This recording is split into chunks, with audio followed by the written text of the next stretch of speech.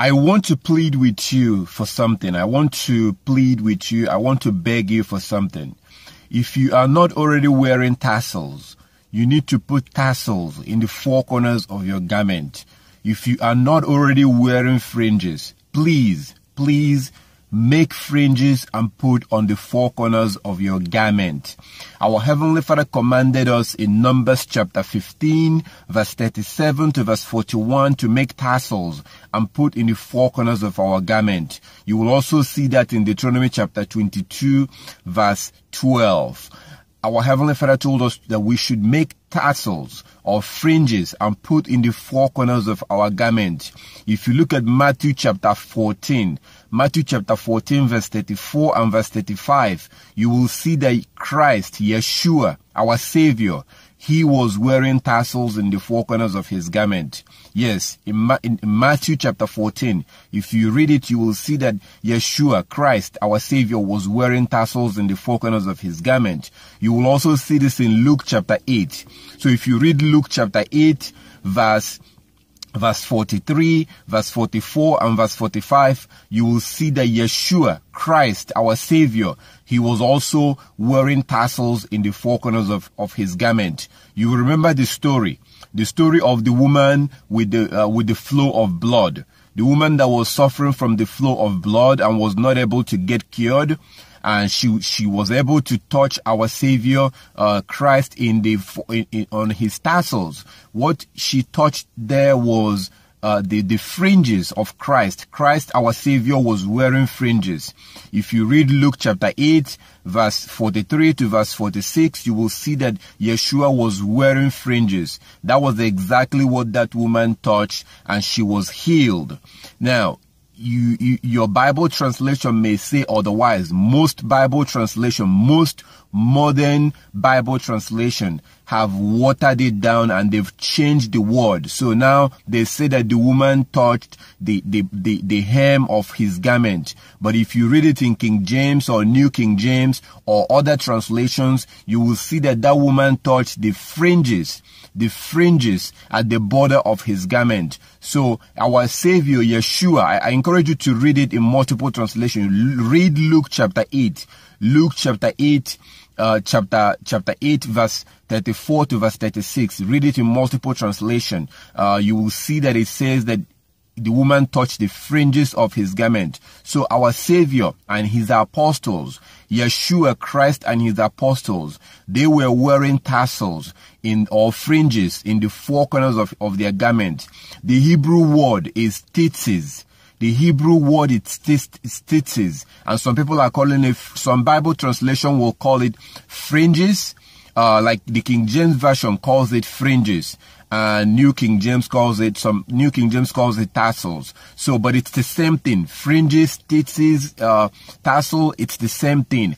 Our Heavenly Father told us to wear tassels or fringes in the four corners of our garment. So please, I'm pleading with you. If you are not already wearing tassels on the four corners of your garment, you have to put on your tassel. You have to put it in your tassel. This is so important. This is very, very important. Because if you read in that Numbers chapter 15, verse 37 to verse 41, if you read it, you will see that our Heavenly Father says that we are to put tassels in the four corners of our garment so that when we look at it, we'll remember his commandment to keep it. This is very, very important. I cannot stress this enough. That's why I'm pleading with you, please, because I understand how important this is. This is extremely important and you have to read it. You have to read Numbers chapter 15. If you have not read it before, read in your own Bible. Don't believe what I'm telling you.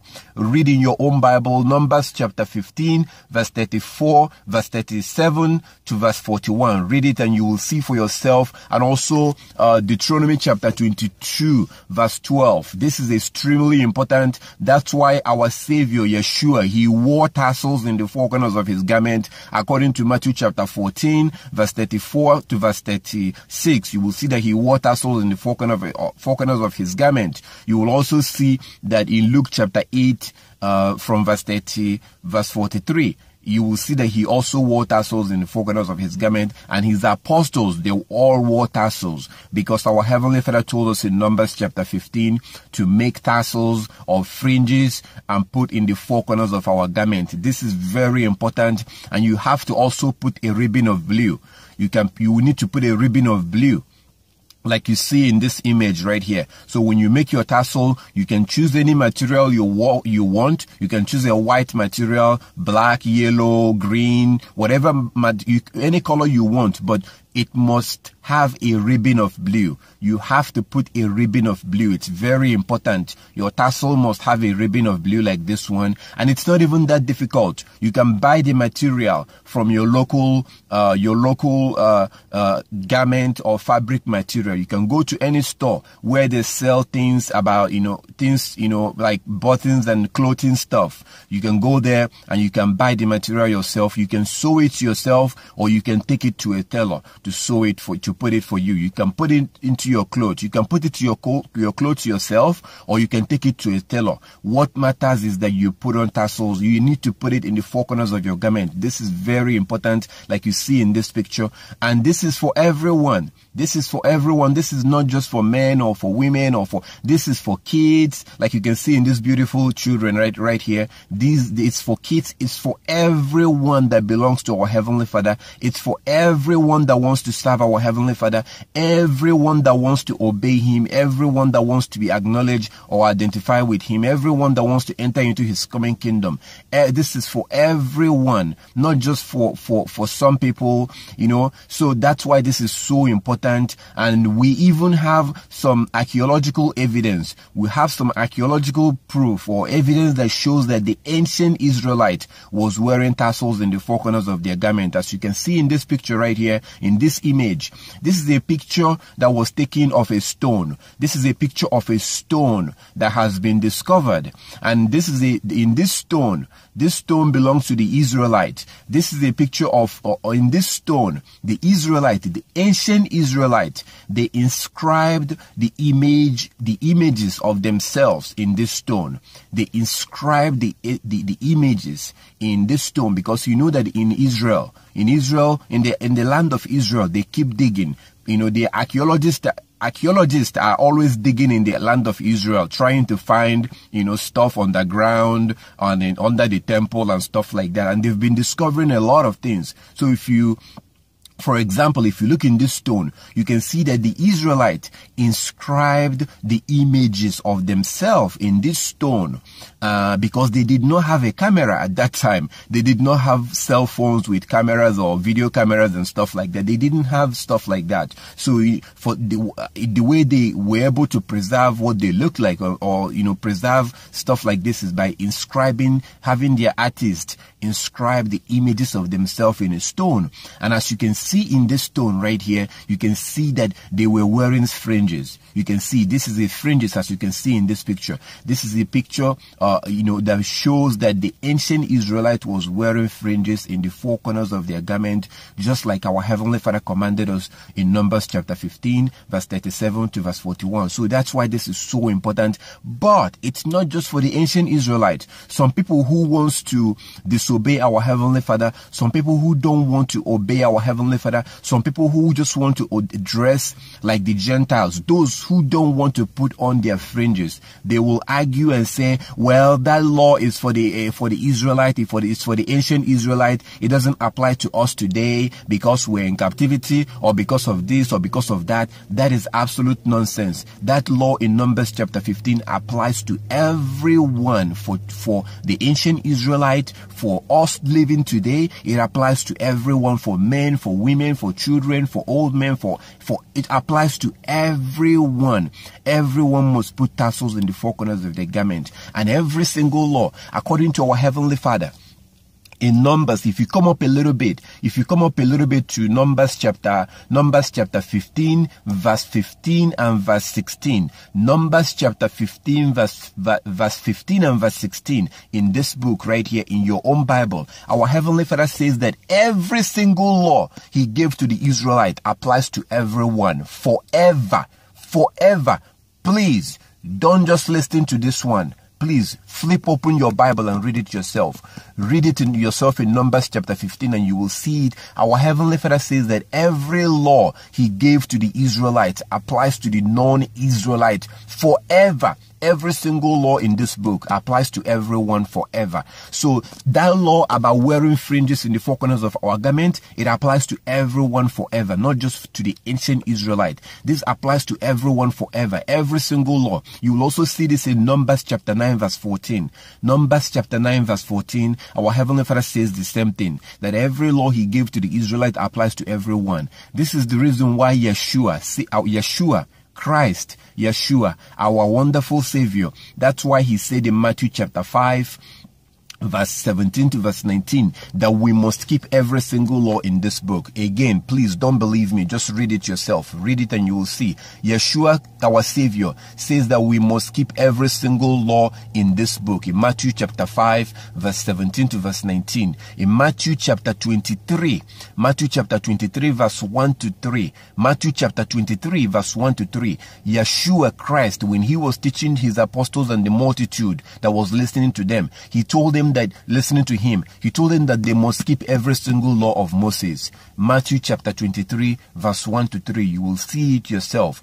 And in Matthew chapter 7, verse 21 to verse 23. Matthew chapter 7, 21 to 23. You will see what Yeshua, our Savior, said. He said that when he comes back, people will come to him and they will say, Lord, Lord, we cast out demons in your name. We healed the sick in your name. We did this in your name, blah, blah, blah, blah, blah. And he will tell them, get away from me. I never knew you. You who practiced lawlessness. You did all that, but so people will come. These are people who are currently not obeying him today. We have to keep the laws and commandments of our Heavenly Father. This is the reason why it also says in 1 John chapter 2 verse 3 to verse 6. 1 John chapter 2 verse 3 to verse 6. It says that by this we know that we know him, if we keep his commandment. Anyone that claims to know him but doesn't keep his commandment is a liar.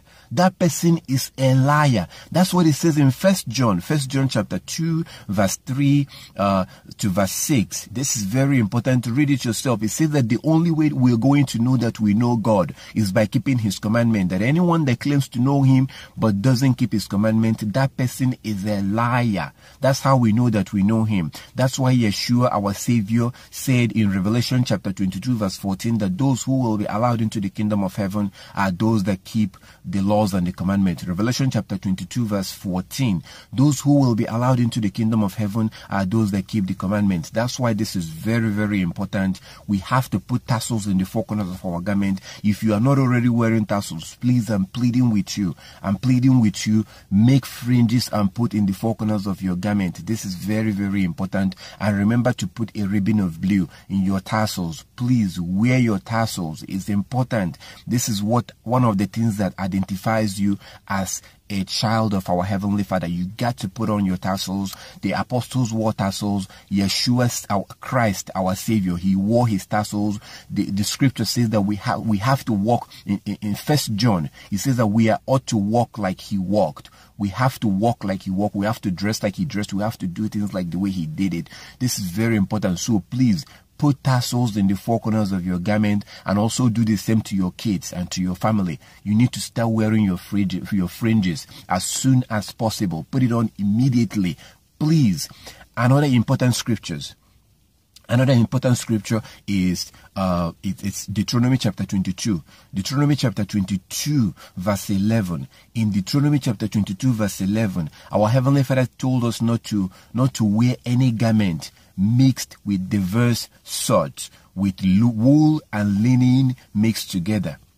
That we should not wear any garment mixed with different material, mixed with diverse sorts, like wool and linen mixed together. So what it's saying is that, because for example, there are some clothes that are made of wool and linen mixed together. So there are some wool. Wool is from animal material. Wool is an animal product. Wool comes from sheep. They get wool from sheep. So wool is made from sheep. And linen is made from plant. Linen is a plant-based product. Linen is a plant-based product. So, and wool is made from sheep. They get wool from the skin or from the hair that comes out from sheep. So it's a totally different, this one is linen is a plant-based product, and wool is it's an animal-based product. So what the Gentiles, remember that our clothes, the clothes that we wear today, my clothes, your clothes, most of our clothes today are made by the Gentiles. It's made by the Gentiles. It's made in Bangladesh, in India, in Pakistan, in China. The Gentiles are the ones who are making our clothes.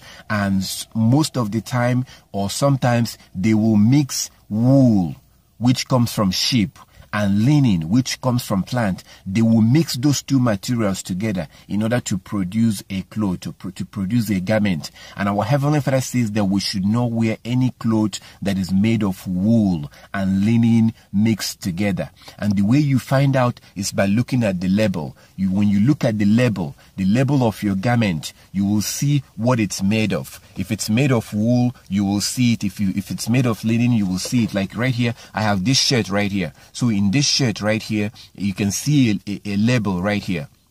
So there's a label right here. In this label right here is where you will see, they will usually tell you if it's 50%, if it's 50% wool and 50% linen, they will tell you. So look on the label in your clothes. When you look on the label in your clothes, you will see how many percentage, and you will see whether if it's wool or linen, whatever material that your cloth is made of, they will tell you in the label. So I highly encourage you to look at the labels in your clothes. Look at the labels and you will see what it's made of. And if it's made of wool and linen mixed together, please don't wear it. They will tell you whether it's 50% linen or 50% wool. Any clothes that you have that is made of wool and linen put together, please do not wear it. That's what our Heavenly Father is saying in Deuteronomy chapter 22 verse 11. It's very important. This is really not that difficult, because most clothes today, most of the clothing today are made of polyester. Most of your clothes, if you check, like the one I'm wearing here, this is made of polyester. The one I'm wearing here, this is made of polyester. Actually, this is made of cotton, I think, and this is made of polyester. So look at the labels in your clothes. Polyester is fine. Polyester is made of plastic. It's a man-made product. It's plastic, so you can wear polyester. Polyester is fine. The only thing our Heavenly Father is saying that is we should not wear any cloth that is made of 50% wool and 50% linen. Any garment that is made of 50% made of wool and linen put together, he said that we shouldn't wear it. Most sweaters are made of wool. Most sweaters are made of wool, but the companies that make the clothes, because wool is very expensive, so they don't use wool to make clothes as they used to. Very few clothes are made of wool these days because wool is very expensive. Most garments are made of polyester these days. So most of your clothes, you will notice that they are mostly polyester. Most of your shirts, your trousers, your dresses is made of polyester. So, but the thing is that you have to look at the labels and to see what it's made of. And if it's wool, if it's like whatever percentage wool and linen, please don't wear it. But if it's wool and polyester, it's okay. You can wear wool and polyester, it's fine. You can wear linen and polyester, it's fine. But wool and linen mixed together, don't wear it. This is very, very important. Read Deuteronomy chapter 22 verse 11 and you will see it. And pay attention to the label of your clothes and make sure that you're not wearing anything that is wool. Some like a wool and linen. Some percentage of wool and some percentage of linen, don't wear it. Don't wear a shirt that is made of wool and a trouser that is made of linen. Don't wear anything like that. You can mix wool and polyester. You can wear wool and polyester, that's fine. But wool and linen, don't wear it. It's very important. If you have any question, feel free to comment below the video and ask me any question. But look at the labels on your clothes first and read Deuteronomy chapter 22 verse 11. That's why this is very important. This is very important. One of the reasons why our Heavenly Father told us not to wear it is because it's unhealthy. it's unhealthy, it's not healthy for you. Wearing wool and linen mixed together, it's not healthy at all. But the Gentiles, they don't know and they don't care. Remember that most of our clothes is made by the Gentiles. So they will make anything. They will literally make anything because they don't know the scriptures. It's your responsibility to make sure that you're not wearing something that is not good for your health. Wearing any clothes that's made of wool and linen. I've had a report of people that, actually it's not good for your health. It's not good for your health. People have had rashes and stuff like that because it's not good for your health. Mixing those animal product and plant product and putting it in your body, it's not good. And our Heavenly Father is testing you. He's testing you. This is your wilderness. He's testing you. That's one of the reasons why He gave us this law, to test us, but also to protect us from things that are harmful to our body. So this is very important. You have to be responsible. Pay attention to what you're wearing. Look at the labels of your clothes. Look at the labels. This is very important. So that's why this is very important. You have to make sure that you're looking at the labels and make sure that you're not wearing anything that is made of wool and linen mixed together.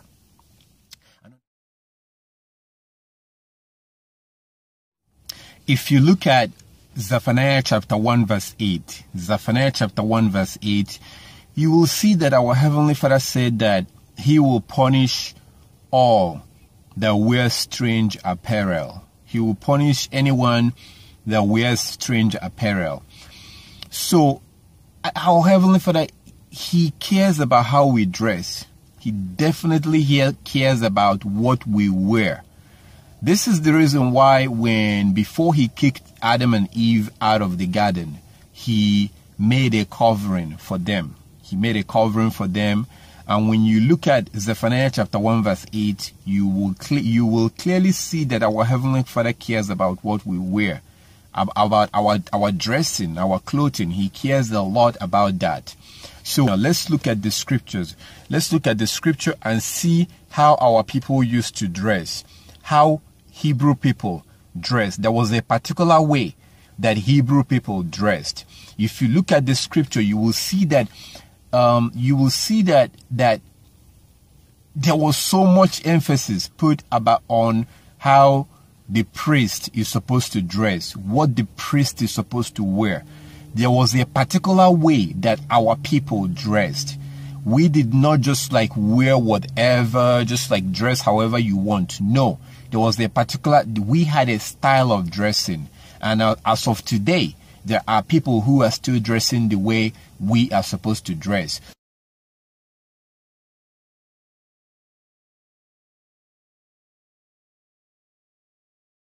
So let's look at the scriptures. Like if you look at, let's say you look at Genesis chapter 37, verse 3. If you look at Genesis chapter 37, verse 3, you will see that Jacob, some people call him Jacob, when Jacob, he made a robe for his son Joseph, before he was sold into slavery into Egypt, before he was sold as slave into Egypt. His father made a robe for him, like what you see in this picture right here. This is how our people used to dress.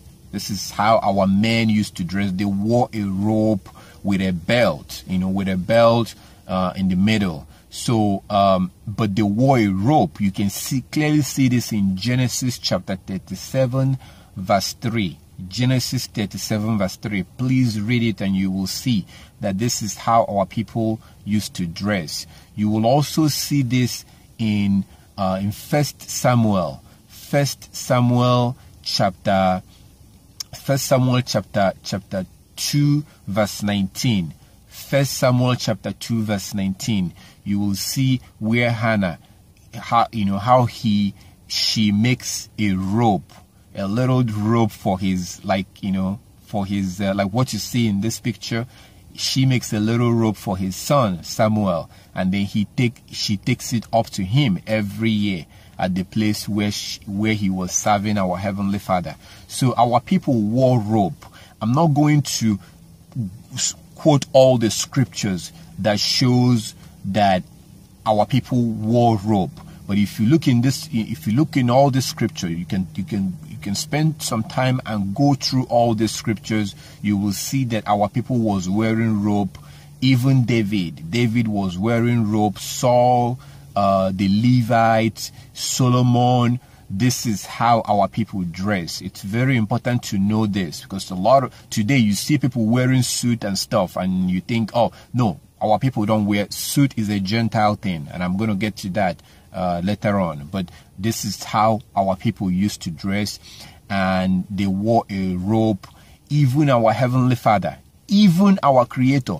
Do you know that our Creator, he wore robe, he wore clothing? Do you know that God wears clothing? Do you know that he wore a cloth? So you will see in Isaiah chapter 6, Isaiah chapter 6 verse 1 to verse 3. If you read Isaiah chapter 6, you will see that when prophet Isaiah saw our Creator, our Heavenly Father in the temple, when he saw our Heavenly Father was wearing a robe. He was wearing a long robe. Now I encourage you to read this in multiple translations. You have to read this one in multiple translations, because there are some translations that you will read, you will not see the word robe. They use a different word. So always read multiple translations. Don't just say, oh yeah, don't just rely on your Bible. There are some people that believe in King James only. People that say that they call themselves King James only people. That the King James is the only true, correct word of God. That is nonsense, because there's a lot of errors in King James. There is a lot of mistranslation, poorly translated places in King James. Okay, so Genesis chapter 1 verse 5 is one of those places, because it says that evening and the morning was the first day. That's a poor translation. So always read in multiple translations. Don't just read it, just get new King James, because some of the mistranslations that was done in King James, they corrected it in New King James. So that's if you read Isaiah chapter 6, you will see that our Creator wore a long robe. He was wearing a long robe. So a quick tip on how to read multiple translations: just take whatever Bible verse you're trying to read, type it on Google, and it takes you to a website called Bible Hub. Bible Hub will give you the same verse in multiple translations. That's a very good way to read multiple translations from your phone or from your computer. Just type into Google whatever that verse is. Like for example, type Isaiah chapter 6, verse 1 to verse 3. You type it into Google and you look for a link that says Bible Hub. You click on it. It will show you all the Bible translations that has the same verse, and then in that way you can read and compare it. And if you read Isaiah chapter 6, verse 1 to verse 3, you will see that our Creator was wearing a robe. So this is how our people used to dress. Our people wore long robe. Now the men had their beard. The Hebrew men had a beard. The Hebrew men don't just shave their beard. The Hebrew men had their beard. The Hebrew men did not shave their beard. Every Hebrew man has a beard. We don't stay without having our beard. It's a shameful thing for a man not to have a beard. A shameful thing. Very, very shameful. Biblically, it's a shameful thing. In a Hebrew culture, it's a shameful thing. If you are a man and you are being clean-shaven, please, please, please, you have to stop being clean-shaven. You have to stop. Shaving beard is the things that the Gentiles are doing. And our Heavenly Father don't want us to be like the Gentiles, because He says in Leviticus chapter 20 verse 26, "Be ye holy, for I am holy, and I have separated you from among the nations." So we have to be holy. How are you holy? How can you be holy? By following His word. So when it comes to beard, if you're a Hebrew man, you need to stop shaving your beard, because if you have any intention of making it into the kingdom, in that kingdom, you are not going to be shaving your beard. You're not going to be able to buy a shaving stick or a clipper to shave your beard. That's not going to happen. It was a shameful thing for a Hebrew man to be clean-shaven. If you read 2 Samuel chapter 10, verse 1 to verse 5, 2 Samuel chapter 10, verse 1 to verse 5, you will see that there was a king that wanted to humiliate the men that David sent to him. David sent some men to in 2 Samuel chapter 10, verse 1 to verse 5. David David sent some men to some king, and that king misunderstood why David sent those men. So in order to humiliate those men and humiliate David, he took those men and he shaved them. He shaved them. Now, that was a humiliation. When they came back to David, David told them to go and wait in Jericho so that their beard will grow back, so that when their beard grow back before they can come back into the land of Israel. That is to show you it was a shameful thing. Our Heavenly Father made it clear in Leviticus 19:27. Leviticus 19:27, you cannot destroy the edges of your beard. These are the edges of your beard right here. These are the edges of your beard. So when you are clean shaven, when you shave everything off, you are destroying the edges of your beard. Please, I am pleading with you. If you are a man, stop shaving your beard. If you can't grow a beard, that's understandable. Like me, right? I can grow a beard right here, but I cannot grow right here. See, I did not do this. My beard just refused to come out. It refused to come out right here. So, I mean, there's nothing I can do about that. There are some men who cannot grow beard. If you are one of them, okay. Yeah, understand. But if you can grow a beard, please stop shaving your beard. You don't have to have a long beard or long beard, You can trim it, but you have to have a beard. You have to have a beard. You cannot have a bald head. You can't have a bald head. Hebrew men don't have bald head. Like when people shave off all their beard and stuff. No, don't shave off all your head, all your hair. Don't shave it off. And you can't have a long hair either.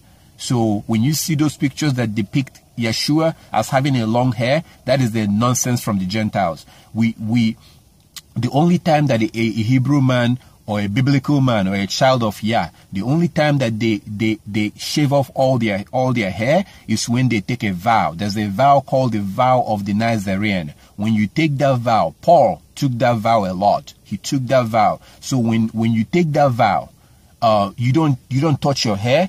Your hair will begin to grow. You don't shave your hair. You don't do anything to your hair within the period that you took that vow. But at the end of that vow, then you shave off your hair. When you do the rituals with the priest and everything, you shave your hair, and then your hair will begin to grow. So please don't have a long hair and don't have a bald hair either. Just have a normal hair, please. And don't shave your beard. Don't try to look like the Gentiles. When you shave your beard, you're imitating the Gentiles. And our Heavenly Father don't want us to act like the Gentiles. Look at 2 Corinthians chapter 6, verse 17 and verse 18. 2 Corinthians 6, verse 17 and verse 18. He says, "Come out from among them and be ye separate. Touch nothing unclean, and I will receive you to myself. I will be a father to you, and you will be sons and daughters to me." Our Heavenly Father don't want us to act like the Gentiles. In Jeremiah chapter 10 verse 2, he says, "Learn not the ways of the heathen." These Gentiles that are shaving their beards and stuff, they are the Gentiles. They don't know this book. They are lawless. They are lawless. They don't give a damn. When you shave your beard, you're imitating them. You're following their ways. You're not supposed to follow their ways. You can't get into the kingdom following the ways of the Gentile. I'm sorry. That's just biblically, according to the scriptures, you cannot get into the kingdom following the ways of the Gentile. So when you shave your beard, it shows that you are insecure. You are trying to please the Gentiles. So if you have a job where they are requiring you to shave your beard, then you need to get some exemption. If they will not allow you to have your beard, then quit that job. Literally quit that job. I've seen, people have done that. You quit that job and get a job that you'll be able to grow your beard. This is very important. Very, very important. So these are the things that are part of our culture. That's how Hebrew men dressed. Hebrew men did not dress like the Gentiles, because we are supposed to. You remember that Yah, our Creator, our Heavenly Father, He chose Israel. He chose Israel and gave them the law. He chose our ancestors and gave us the law for us to teach the other nations. If you read Numbers chapter 15, verse 15 and verse 16, you will see that Yah said that the same law applies to everyone. The same law, all His law applies to everyone, Gentile and the Israelite, everyone, forever. Now, what He did is that He chose Israel. and then gave them the law. They're supposed to start keeping the law, and then they're supposed to teach the rest of the nations. But what has happened today is the opposite. Today, we are now learning the ways of the Gentile. The people that were supposed to taught the law, now we are imitating them. And you know, that's a very sad situation. So we're not supposed to be imitating them. We're supposed to be teaching them. And you will also see this in Romans chapter 2. If you read Romans chapter 2, verse 1 to verse 13, you will see that everyone will be judged according to the law. Everyone will be judged according to the laws of the Most High. That's why Yeshua made it very clear in Matthew chapter 5, verse 17 to verse 19, that we must keep the law. He also said in Matthew chapter 23, verse 1 to verse 3, he told his disciples and the multitude listening to him that they must keep every single law of Moses. Read these places yourself. Revelation 22:14, he said that those who will be allowed into the kingdom are those that keep the laws and the commandment. In Matthew chapter 19, verse 16 and verse 17, when that man came to Yeshua and said, Master, what can I do to have eternal life? Yeshua says, keep the commandment. In Matthew chapter 9, verse 13, Yeshua himself said that he did not come for the righteous, but he came to bring sinners unto repentance. What is sin? 1 John 3:4, sin is the transgression of the law. So Yeshua says in Matthew 9:13 that he came to bring those who are breaking the law unto repentance. That's why this is so important. This is not a joke. This is not a joke. If you're in Christianity, you need to come out and start keeping the law. This is real. When that last trumpet is blown, that's it. This is your opportunity to repent and stop breaking the law. So if you're a man, please stop shaving your beard. Stop shaving your beard. This is very, very important. Very, very, very important. You know, extremely important. And if you are a woman, same thing goes to you. Same thing goes to you if you are a woman. If you look at Deuteronomy chapter 22 verse 5. Deuteronomy chapter 22 verse 5, it says that a woman shall not wear anything that appertains unto a man, neither shall a man put on women's garment, that all that do so are an abomination to him. A woman shall not wear anything that pertains unto a man, neither shall a man put on women's garment. All that do so are an abomination to Yah. All that do so are an abomination. Revelation 21, the book of Revelation chapter 21, verse 27, tells us that nothing abominable will be allowed into the kingdom. This is not a joke. Just because Yah keeps quiet right now, just because he's not saying anything, just because he's quiet doesn't mean that it's going to continue this way. No. Read Matthew 13. Read Matthew chapter 13. When Yeshua sent his angel and that trumpet is blown, that's it. That's it. So you have to start keeping the law right now. If you are a woman, don't wear anything that applies onto a man. Don't wear anything that pertains onto a man. Trouser. You're not supposed to wear a trouser. If you are a child of God, if you are a woman and you are a child of God, you are a daughter of Sarah, you're not supposed to be wearing trouser. Why? Because trouser is meant for men. Trouser is for men according to the scriptures. According to the scriptures, the pattern of a trouser is for men. If you look at Exodus chapter 28, verse 42, our Heavenly Father made it clear. He told Moses to make trousers for men. Exodus 28:42. Now you can read it from Exodus 28, verse 40 to verse 43. In verse 42, Yah says that trouser is for men.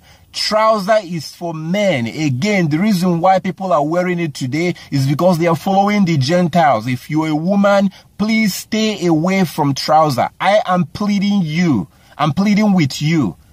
Trouser is for men, not for women. That is what our Heavenly Father says. He created us and He tells us what to wear. Why are we so eager to obey the Gentiles? Why is it that when the Gentiles come up with something and says that this is the way it should be done, we're so eager to obey them, but we can't obey our Creator? Why is that? What the hell is wrong with us? When are we going to wake up? What is difficult with leaving your beard, not being clean-shaven and looking like a sodomite? What is too difficult about that? What is too difficult with keeping the Sabbath day? On the Sabbath day, do you know what God wants you to do on the Sabbath day? He wants you to rest. He wants you to do nothing.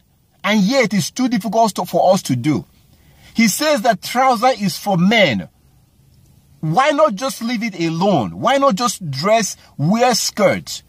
Buy dresses and skirt and dress the way you're supposed to dress as a Hebrew woman. Why is it so difficult? We are so quick to obey these wicked people, the Gentiles, the Westerners. We're so quick to obey them, and yet we can't obey what our Heavenly Father tells us to do, which is actually for our own good. Why is that? It's time we need to stop this thing. We need to stop. If you are a woman, please, I'm pleading with you. Stop wearing trousers. I don't know who you are. I don't even know you. So I'm not trying to impose something on you. I'm simply trying to share with you what Yah says. Yah is keeping quiet right now. When his anger begins, that's it. Remember what he says in Zephaniah chapter 1 verse 8. He will punish those who are wearing strange apparel. If you are a woman and you're wearing trousers, you're wearing a strange apparel because trouser is strange to you. It's not meant for you. You will not see Hebrew women wearing trousers. We're going to get to that. But if you look at Exodus chapter 28, verse 42, Yah says that trouser is for men. You will also see this in Leviticus chapter 6, verse 10. Leviticus 6, verse 10, you will see that trouser is for men. Trouser is for men. Leviticus 6, verse 10. Now, it depends on the translation, the Bible translation that you're reading. Again, like as I said before, always read the multiple translation. Always. We have a great tool, which is Google. You can take that verse, you type it into Google, and you will be able to read it in multiple translation. Go to a website called a Bible Hub, and you type in the Bible verse, you see multiple translations. You don't have to buy all the Bible translation. You can just use the internet. Type the Bible verse into Google and click on it and look for the link that says BibleHub.com, and then you click on it, you read that Bible verse in multiple translation and see what it's saying. Now, if you read Exodus, Exodus chapter 28 verse 42, you may see the word breeches. The word breeches is the same thing as trouser. So if you read in King James, if you read Exodus chapter 28 verse 42, Exodus 28 verse 42, if you read it in King James, it's going to say breeches. If you read Leviticus chapter 6 verse 10, if you read it in King James, if you have a King James version of the Bible and you read it, it's going to say breeches. But the word breeches is the same thing as trouser. If you look up the Strongs, the Hebrew meaning, and if you look up the word in a regular dictionary, you will see that the word breeches means trouser. If you read it in New King James, you're going to see the word trouser. This is from New King James. So if you read Exodus chapter 28 verse 42, Leviticus chapter 6 verse 10, you will see the word trouser. Trouser is for men. I'm pleading with you, stop wearing trouser. Get yourself dresses. Most women who are wearing trouser today don't even know the history of trouser. They did not know the history of trouser. Women before the 1800s, women was not wearing trouser. Women were not wearing trouser at all. This woman right here, she was the one that began to promote women trouser. This woman, her name was the Amelia Bloomer. Amelia Bloomer was a Gentile, a wicked Gentile that lived in the 1800s. She was a feminist. She was a known feminist, and she was promoting what she called equal rights. So one of her agenda, or their agenda, is to make women to dress like men to prove their point. This was in the 1800s. Study the history of Amelia Bloomer. She lived in New York City in the 1800s. She was the one that she was a so-called woman's right, and she was promoting, for women to be as men, or be equal to men, whatever their agenda was. So from there, she was one of their physical way to get it into people's head is to make women to dress like men. So that was what she was. She was the one that said, that was promoting women wearing trousers, and then from there it spread all over the world. From there was a company in London, a British company that was making clothes. That company also picked up on this because there was, they thought there was a lot of money to be made. So they began to design trousers for women. And then from there, it spread all over the world. The rest of the world began wearing trousers, and people don't even know the history. Before that, women was not wearing trousers. Even women that did some work that men was doing. Women that was in the military, women that was in the police force, they were wearing skirt. Study these things for yourself. So today you have our sisters, our beautiful sisters, who are now wearing trousers and dressing like prostitutes without even knowing the history, just because they are following the Gentiles. This is it's very sad. It's a sad situation. Today you have there are women that are not wearing trousers, but the stuff that they're wearing shows that they have a spirit of prostitution in them. If you look in the scriptures, you will see that the women you read about in the scriptures, they were not wearing trousers, they were not dressing like prostitutes. If you look in the scriptures, there are so many things that our Heavenly Father told us not to do. There is so many things that the Bible condemns that we were told not to do, that we are doing today, that has become part of our lives. And it's become so common that it's become normal, even though the Bible clearly condemns it. Like what we call white lies. Lie is a lie. Like, all lies. There's no small lie or little lie or small lie or black lie or yellow line.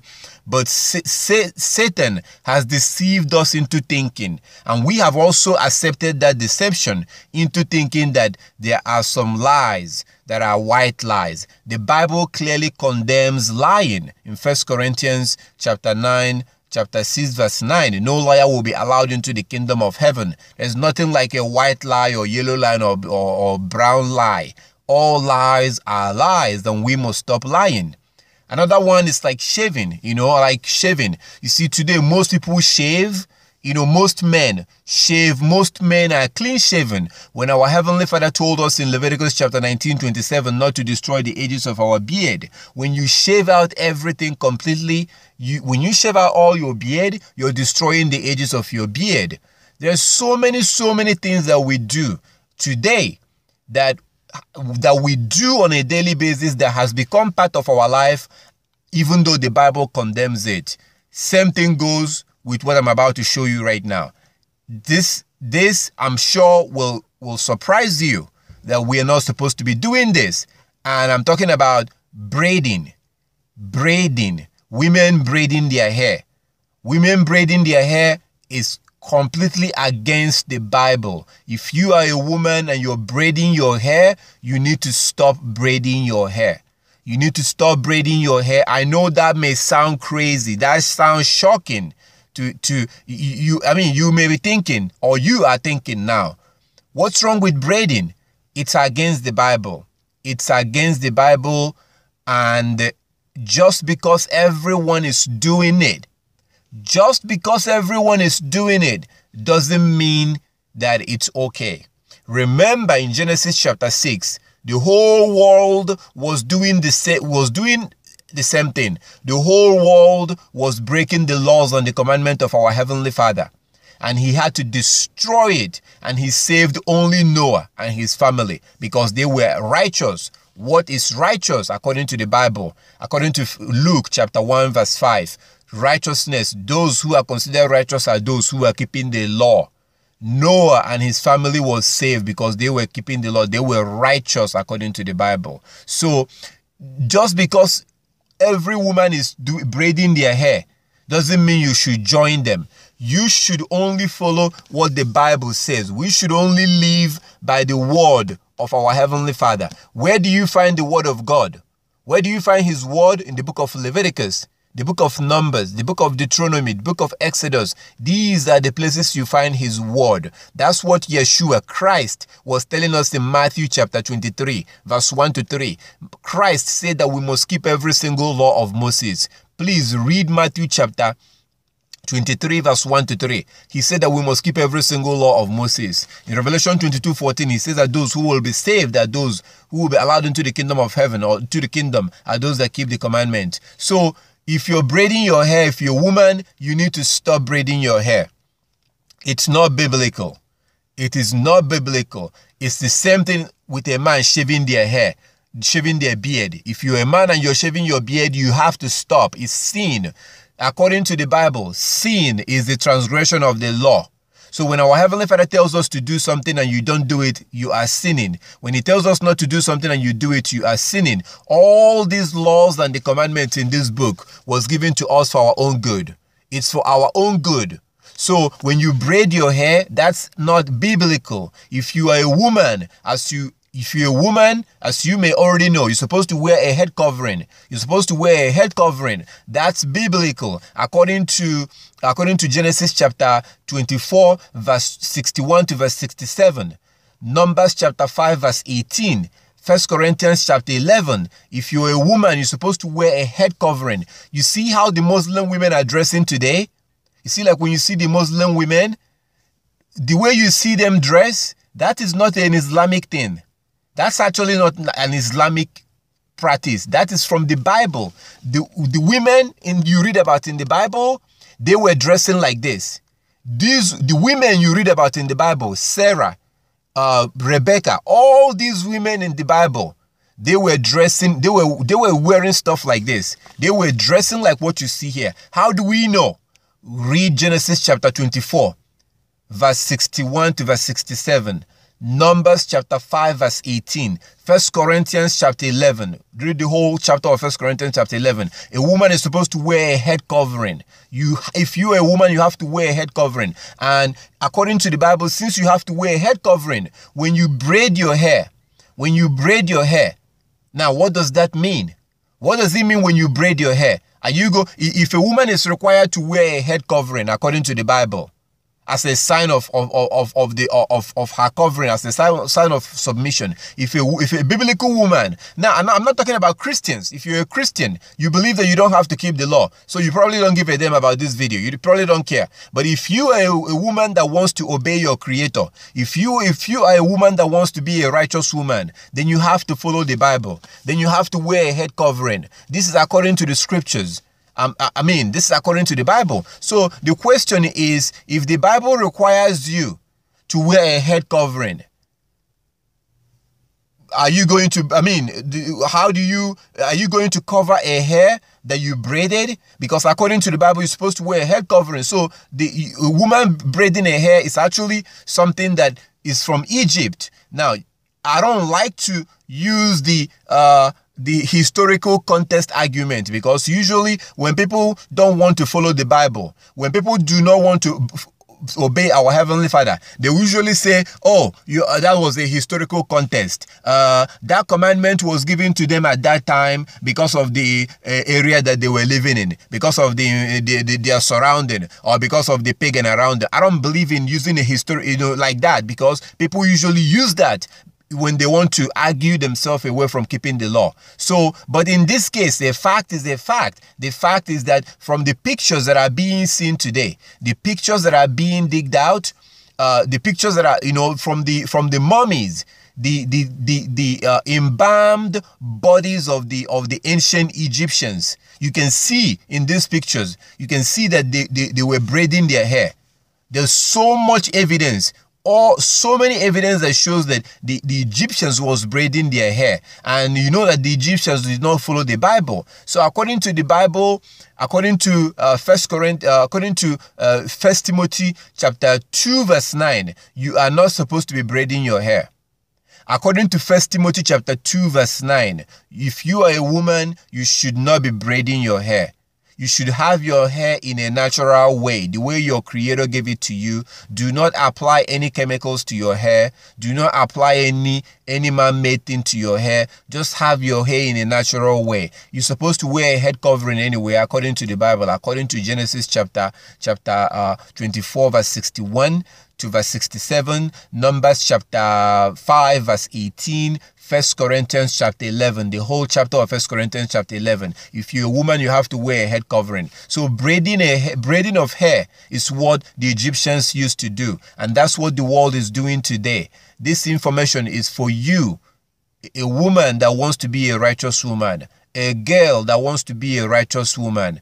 This information is for you to let you know what the Bible says. If you're a woman, please stop braiding your hair. Again, just because everyone is doing it doesn't mean it's normal. Just because everyone is doing something does not mean that it's normal. Remember what Christ said. Christ said that before he comes back, that the world will be as it was in the days of Noah.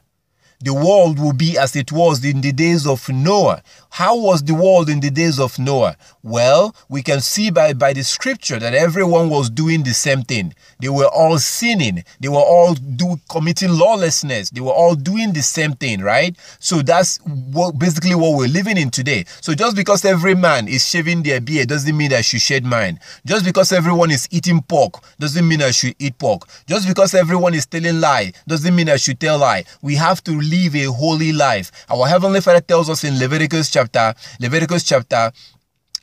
20 verse 26, he said, "Be ye holy, for I am holy, and I have separated you from among the people." We must be holy. In Exodus chapter 19, he said that he chose the Israelite to be a kingdom of priests, to be a holy nation. In 2 Corinthians chapter 6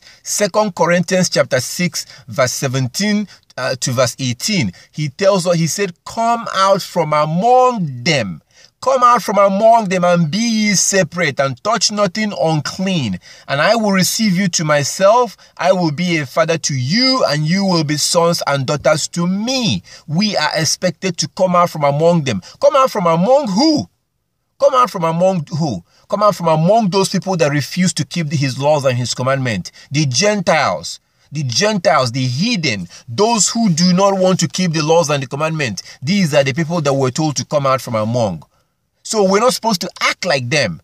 If you are doing everything that they're doing, if you're dressing like them, if you're eating like them, if you're behaving like them, so then what's the difference? Our Heavenly Father wants us to be separate. So if you're a woman, so please, if you're a woman, stop braiding your hair. Braiding of hair is against the Bible. Read 1 Timothy chapter 2 verse 9. 1 Timothy chapter 2 verse 9. You will see it for yourself. It makes it very clear. Braiding of hair is that you shouldn't be braiding your hair. When you're braiding your hair, you're altering your hair. It's not even healthy. Look at this. It's not healthy. It's not healthy when you're doing that. People do it today because everyone else is doing it. There was a lot of things that we do out of ignorance, but we're supposed to stop doing those things. That's what Christ was talking about in John chapter 3. He said that except a man is born again, he cannot see the kingdom of heaven. What does that mean? Being born again is that you have to get rid of the old ways and become born again and accept the new ways and go back into the scriptures, start keeping the laws and the commandments. That's what our Heavenly Father said in Jeremiah chapter 6. Jeremiah chapter 6 from verse 16 to verse 22. Jeremiah chapter 6, 16 to verse 22. Our Heavenly Father wants us to go back to the old ways, to go back to the law. According to his law, if you're a woman, you're supposed to dress like a woman. Don't dress like a man. Don't wear pants. Don't dress like a man. Don't wear anything that pertains unto a man. Deuteronomy chapter 22 verse 5. Deuteronomy 22 verse 5. Don't wear anything that pertains unto a man. And according to Exodus chapter 28 verse 42.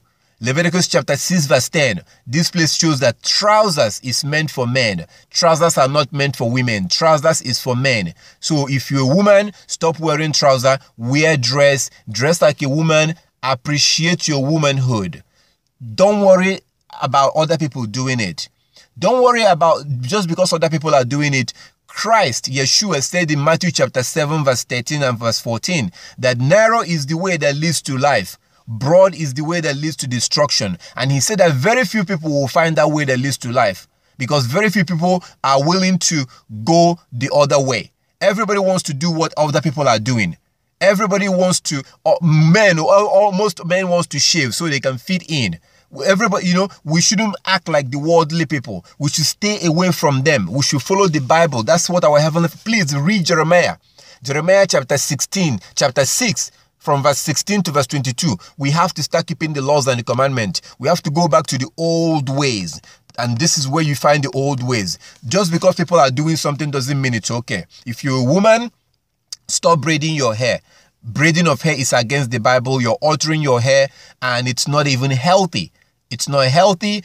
According to 1 Timothy chapter 2 verse 9, it's against the Bible. You shouldn't braid your hair. You should have your hair in a natural way, and you have to wear a head covering. This is very, very important. This is very important. I know this may sound crazy to you. I know you may think, wow, braiding of hair. Yeah, you should have your hair in a natural way. Have your hair in a natural way, be natural, and wear a head covering as a Hebrew woman.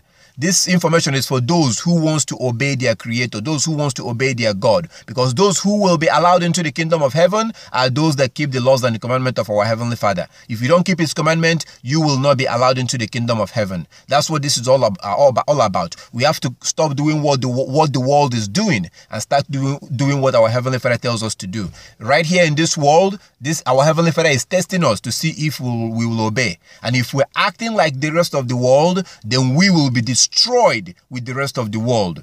We have to be separate. We have to be separate, like He tells us in 1 Corinthians chapter 6 verse 17 and verse 19. We have to be separate. We have to follow the scriptures. Even though the world is doing whatever they want, we shouldn't do that. We have to stick to the Bible. If you're a woman, stop braiding your hair. It's not biblical. Stop braiding your hair and start wearing a head covering. Start dressing like a woman. Next, for example, if you look in Genesis chapter 24, Genesis chapter 24 verse 61 to verse 67, you will see that Rebecca was wearing a head covering. Rebecca wore a head covering. Rebecca was not dressing like a Gentile, dressing like a prostitute. Rebecca wore a head covering. You will also see in Numbers chapter 5 verse 18. Numbers chapter 5 verse 18, you will see the way women was dressing, the way basically that our Heavenly Father wants women to dress. You read Genesis chapter 24 verse 61 to verse 67, Numbers chapter 5 verse 18. And this is what Paul was talking about in 1 Corinthians chapter 11. 1 Corinthians chapter 11, read it, he talks about head covering. So Hebrew women, Sarah, Ruth, all these great women that you read about, Rebecca, all these Hebrew women, they wore a head covering. They wore a head covering. You see, when you see a woman that dressed like this, you automatically think that she is a Muslim. That's what you think. That's what we think. When we see a woman that dressed like this, we think that she's a Muslim. This is a Hebrew culture. This is a Hebrew culture. This is how women in the scripture used to dress. Like, for example, when you see a picture of Mary, have you ever seen a picture that depicts Mary? When you see all these pictures that are trying to show that this is Mary, the mother of Christ, have you ever seen her without having a head covering? Even though that's not really her picture, but those who make those pictures are smart enough to know what the scripture said. They know that the women in the scripture wore head covering. They know that's the reason why they make Mary to have a head covering in all those fake pictures that you see. But those people that make that picture understand that women in the scripture wore a head covering. They weren't dressing like prostitutes. Even prostitutes in the scripture covered themselves. So this is the a woman is supposed to wear a head covering. That's how the Hebrew women dressed. If you look in the scriptures, you will see that it's part of the Hebrew culture. It was part of the biblical culture. Part of that a woman's supposed to cover her hair, wear a head covering. Today they've watered it down and say, oh, just a head covering. She can just put something on her hair. They watered down 1 Corinthians chapter 11, but it's actually talking about a veil, like a Muslim veil. That's the way women in the scripture used to dress. So if you're a woman, please, you need to cover yourself. You need to put some head covering. You need to wear a head covering. You need to cover your head. It's a sign of order. It's a sign of order. Remember that Yah is above Yeshua. Yeshua is above men. Men is above women. Women is above the children. There's an order that our Heavenly Father set up. He has an order. It's not just free for all. We're not supposed to act like the Gentiles. There's an order that is set up. So when a man is praying, he's not supposed to have his hat on. So when a man is praying, or when a man is communicating, because Christ is the head of the man. Now, when a woman is supposed to have a sign of in her head, because the man is the head of the woman. Read 1 Corinthians chapter 11 and you read about this. You're supposed to be wearing a veil. You're supposed to cover yourself as a Hebrew woman.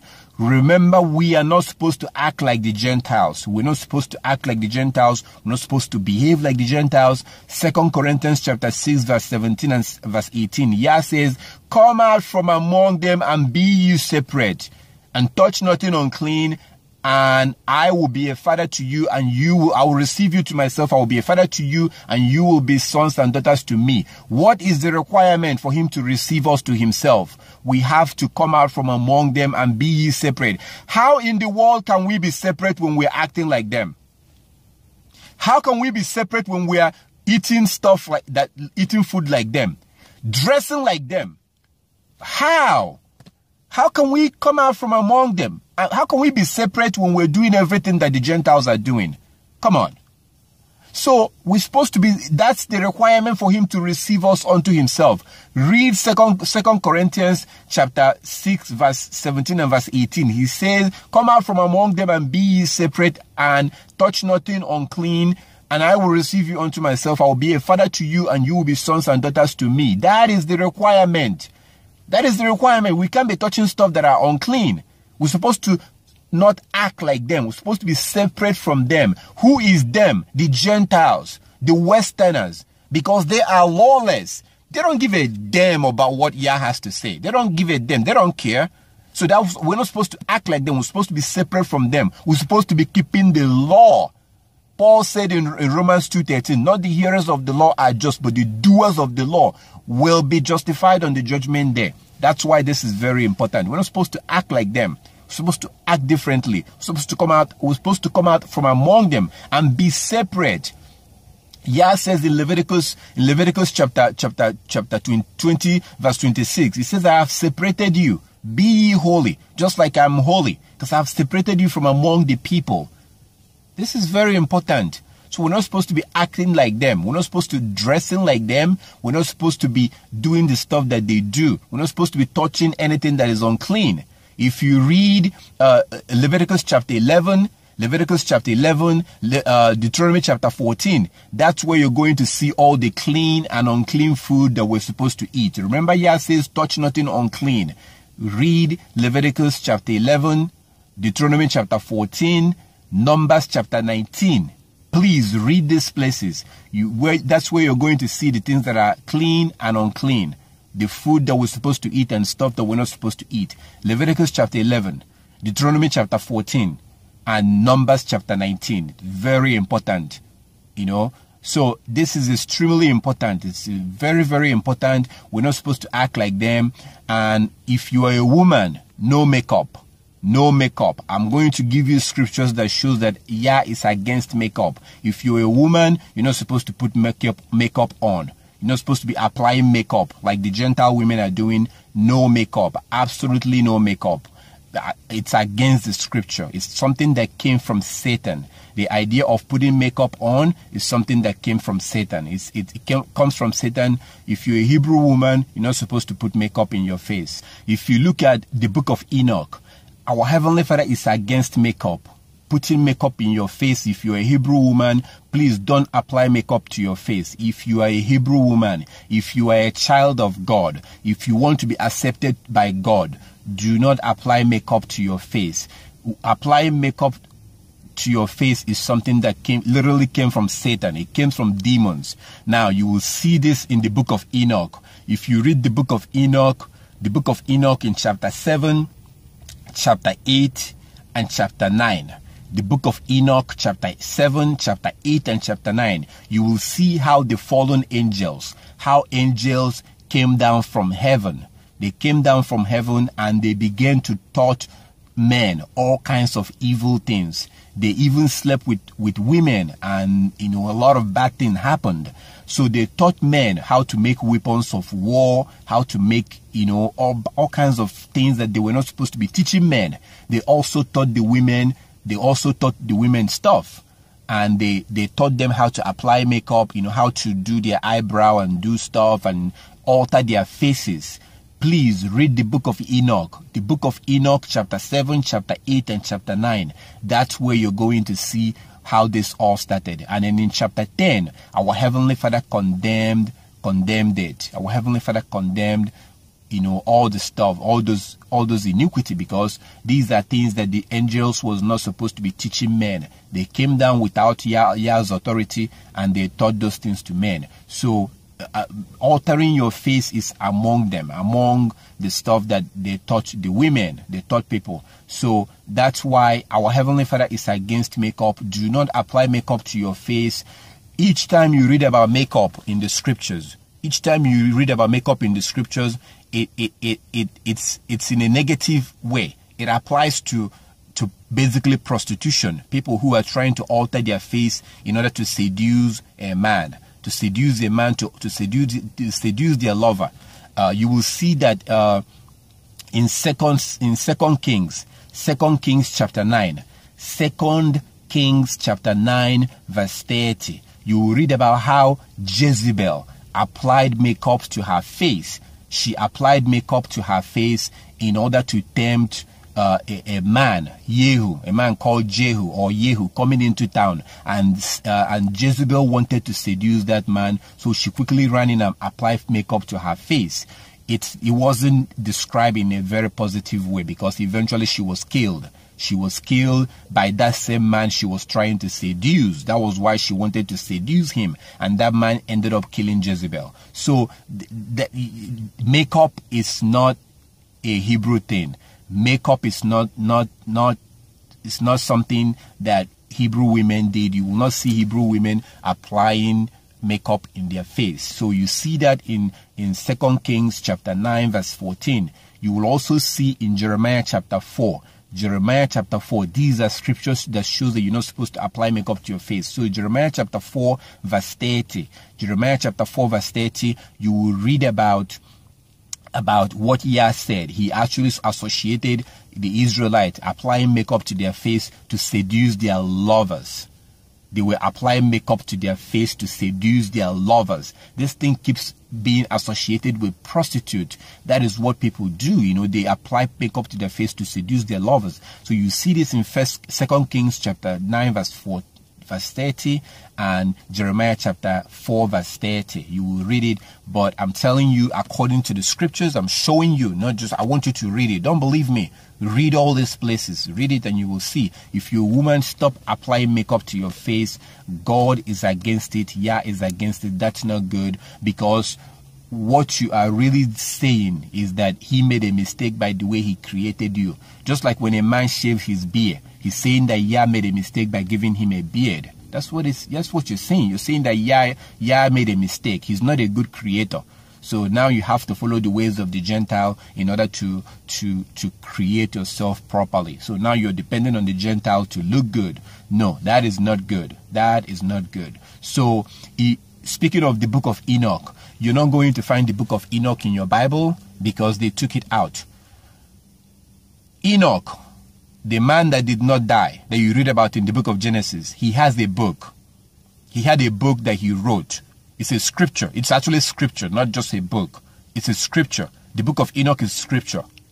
Now, you will read about this. For example, let me give you an example. If you read in Jude, so if you go to the end of the Bible, and you read in the book of Jude, Jude chapter 1 verse 14, Jude chapter 1 verse 14, Jude quotes the book of Enoch.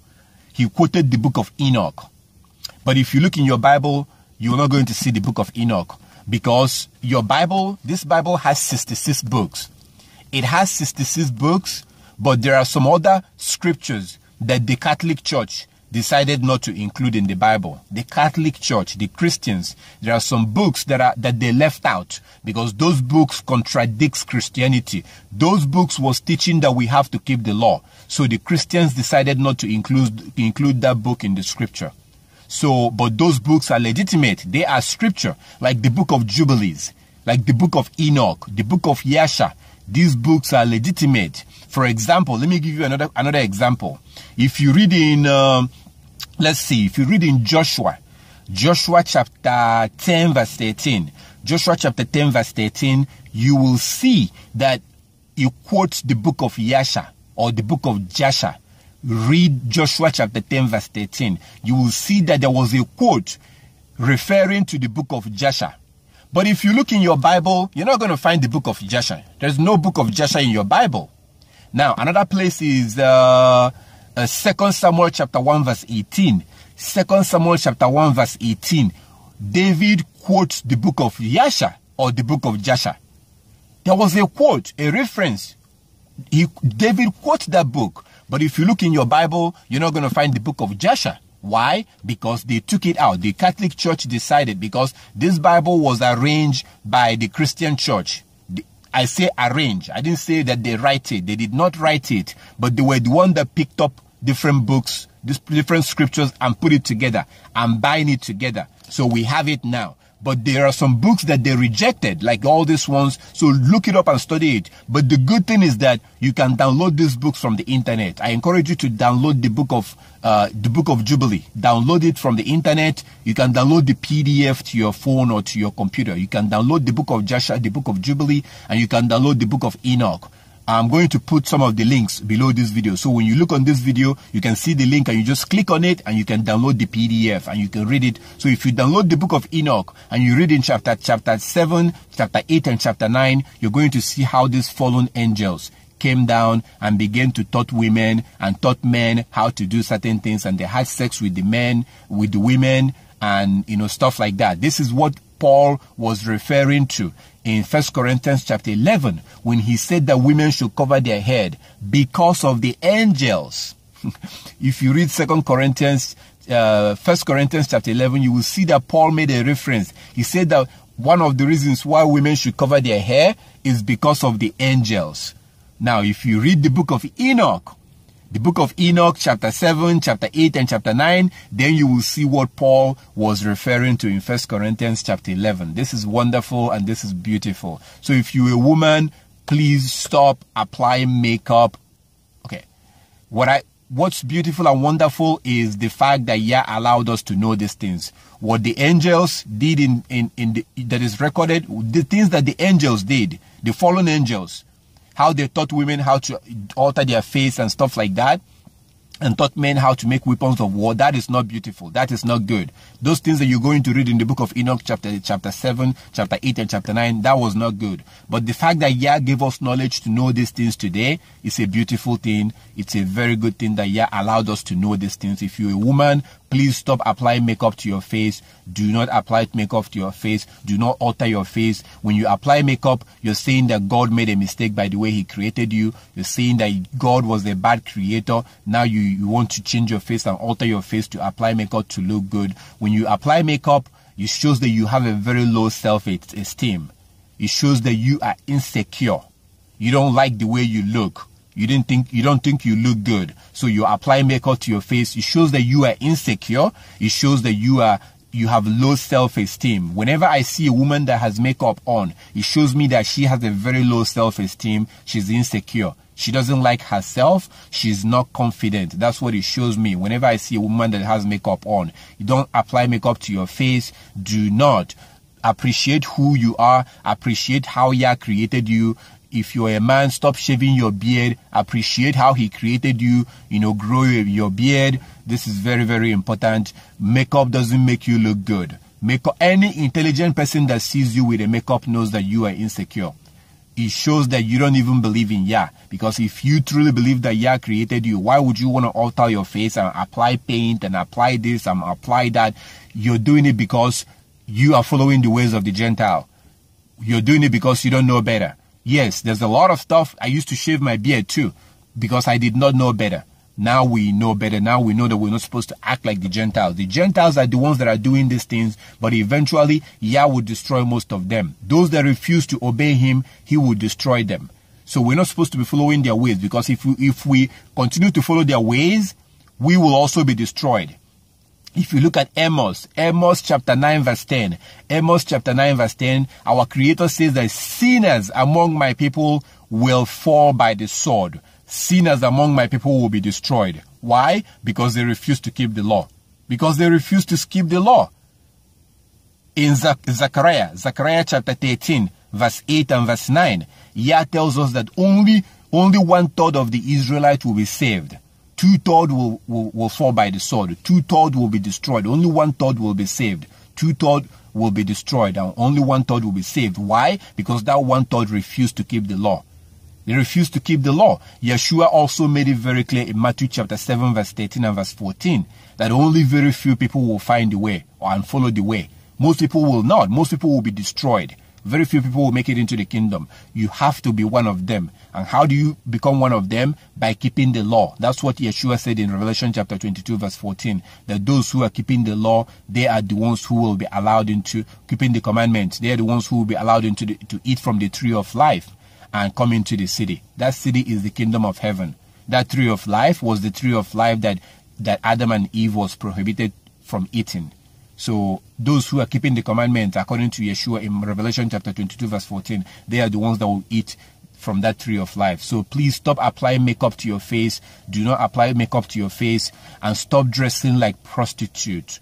Do not dress like prostitute. Please stop wearing stuff like this. This picture was taken in a church. This picture was taken in a church, for goodness sake. How in the world can a man standing behind this woman concentrate? As you can see, this woman is not wearing trousers. She's not wearing a trouser. So technically, she's not breaking the law. But she's pretty much naked. How can a real man standing behind this woman concentrate? Maybe a faggot, a sodomite standing behind her may be able to concentrate. But a real man, a strong real man, a real man standing behind this woman will be distracted. You don't want to be a distraction. Stop allowing Satan to use you to distract men. Remember what Yeshua said. Yeshua said that whoever looks at a woman to lust after her have already committed adultery in his heart. So don't allow Satan to use you. When you wear stuff like this, when you dress like this woman, when you dress like these people, you're allowing Satan to use you to tempt men. You're allowing Satan to use you to distract men. Don't be an instrument. Dress like a Hebrew woman. Dress this way. Cover yourself and dress moderately. You're not supposed to be dressing like the Gentiles. The Gentiles have no shame. The Gentiles have no shame. Look at their women. Look at the women walking around on the street. On a broad daylight on the street, they are walking around naked. The Gentiles. Look at the women walking around naked on the street. Butt naked on the street. These people have no shame. They have no shame. You're not supposed to follow their way. You're not supposed to learn their ways. You're not supposed to dress like them. They have no shame. We're supposed to have shame. This is very important. It pains my heart when I see Hebrew women, when I see women that call themselves Christians, when I see women that are supposed to be child of God dressing like this, wearing stuff like this. This is a spirit of prostitution. When you wear stuff like this, no man respects you. Every man that looks at you wants to have sex with you. This only attracts hooligans. Useless men is all you will attract by dressing like this. It shows that you have spirit of prostitution in you. When I see a woman that dress like this, I don't respect them. I have no respect for you. Most men don't respect you. Most men don't respect women that wear stuff like this. When we look at you, you are nothing but a sex object. Nothing but a sex object.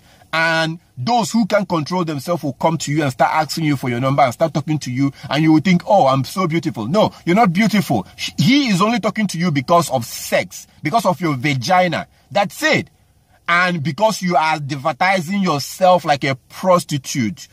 If you are a woman, if you will notice that whenever you dress moderately, whenever you cover yourself, you will see the difference on how men talk to you. Men will respect you. They will open the door for you. They will respect you. They will talk to you. Even those that have interest on you will be scared to approach you in a bad way. They're talking to you with respect when you dress like this, when you dress moderately. But when you dress like this, you are just cheap. They will come to you and talk to you anyhow, invite you out for dinner and stuff like that. It's just, they just want to lay with you and move on. Come on, I'm a guy. I know what I'm telling you. You don't know how men think. I'm a man. You are a woman. If you're a woman listening to this, watching this, you know how women think. You can't tell me how men think. I'm telling you, when we look at you, when you wear stuff like this, all we think about is sex. Because this is the way prostitutes dress. And prostitutes dress this way to attract men. So the question is, when you wear stuff like this, what is your agenda? Because if I call you a prostitute, you're going to get upset. If I say you are a whore, you will get upset. But what are you doing wearing stuff like this? What is the end game? Why are you dressing like this? Please don't allow Satan to use you as a tool. Because I've seen sometimes women will say, oh, well, I don't care if a man looks at me and he lust after me. I don't care if a man looks at me and sin. No, it matters. Because our Creator will punish them for their sin. If they look at you and lust after you and go and have sex with another woman or whatever and commit sin. Yah will punish them, but he will also punish you for being that instrument, for allowing yourself to be used by Satan to tempt that man. Remember what Yeshua said. He says that whoever causes one of this little one to sin, that person will be in trouble if you offend one of this little one. So you will be punished for being responsible for other people's sin. This is very important. Very, very important. So please stop dressing like a prostitute. If you are a woman, if you have a job where they are requiring you to wear trousers, say no. Approach the management of your job and try to get an exemption.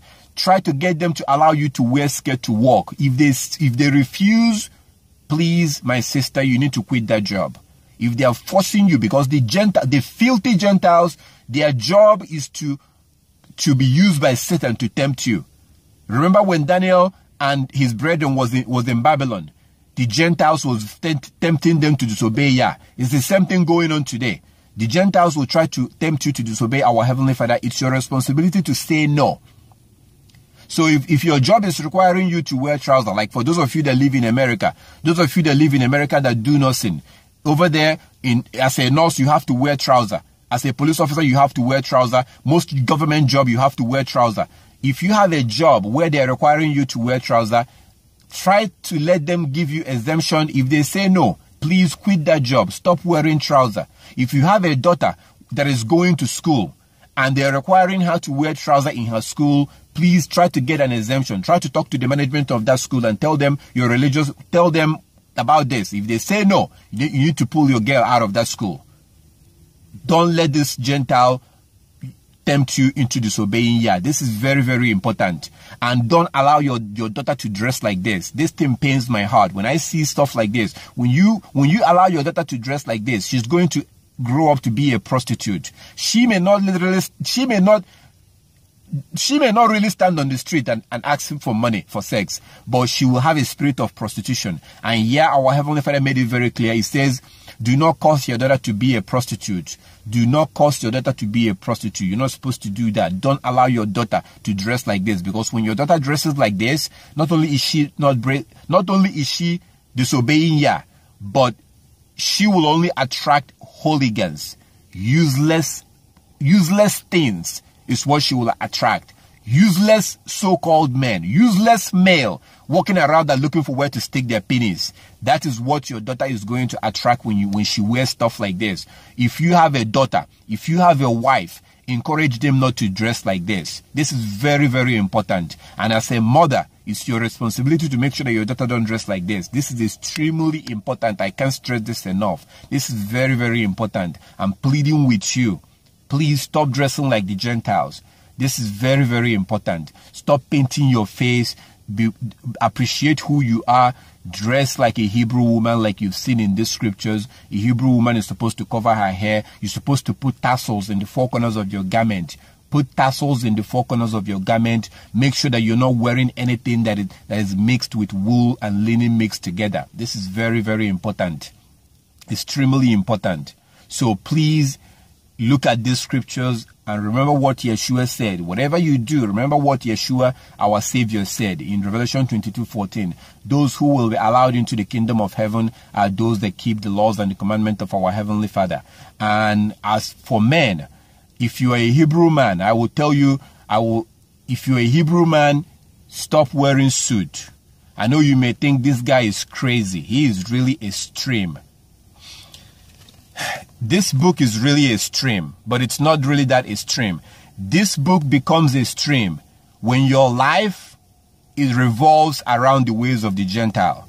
When all you know and all you do is the ways of the Gentile. Then when you start following these books, it becomes difficult. Because this book is a different path. This is the book that will lead you to eternal life. This is the manual to your life. This is the manual that you're supposed to follow for your life. The problem is that we are so much into following the ways of the Gentiles that when we read something in this book, it looks too extreme to us. And we'll be like, oh, this is too extreme. This is the number one reason why people will tell you that the law is done away with. Even though Yeshua makes it very clear that we have to keep the law. People will tell you that the law is done away with because it's too extreme for them. Because all they know is the ways of the Gentile. So you will think that this guy is so extreme. Why is he telling me not to wear suit? Because first of all, suit is a symbol of the Gentiles. Suit is a symbol dress of the Gentiles. And they don't make the suit they use some materials that are the wool and linen mixed together. You know what? Take a look at this. Watch this and we'll come back and let's see the history of suit. Let's see where it came from. Today, people are wearing suit without even knowing where it came from. Watch this and see the history of suit. And then we'll continue. On a Friday morning in London, you'd be hard-pressed not to find a man in a suit. But this is a global phenomenon because this scene can be repeated in cities around the world. However, amongst all of those cities, London has a unique and intimate relationship with the history of the three-piece suit, which consists of jacket, trousers, and waistcoat. While jackets and trousers can be traced back over thousands of years, the waistcoat was born on a very specific date in a very specific place, London, October 7th, 1666. On this date, King Charles II introduces a new item to men's wardrobes, the waistcoat. When waistcoats were first introduced, they were quite long, extending past the hips and often made with sleeves. They were quite vibrant, often made of gold or silver cloth in order to draw attention to this new item that Charles had introduced. Tailoring, which is creating garments specifically from the measurements of your client, is something that was created in the 18th century in England through the production of military uniforms. Various sized collars, various sized sleeves, the way it was closed down the center front, all of that perfection that they were able to produce over the 18th century eventually was turned into the Savile Row that we know today.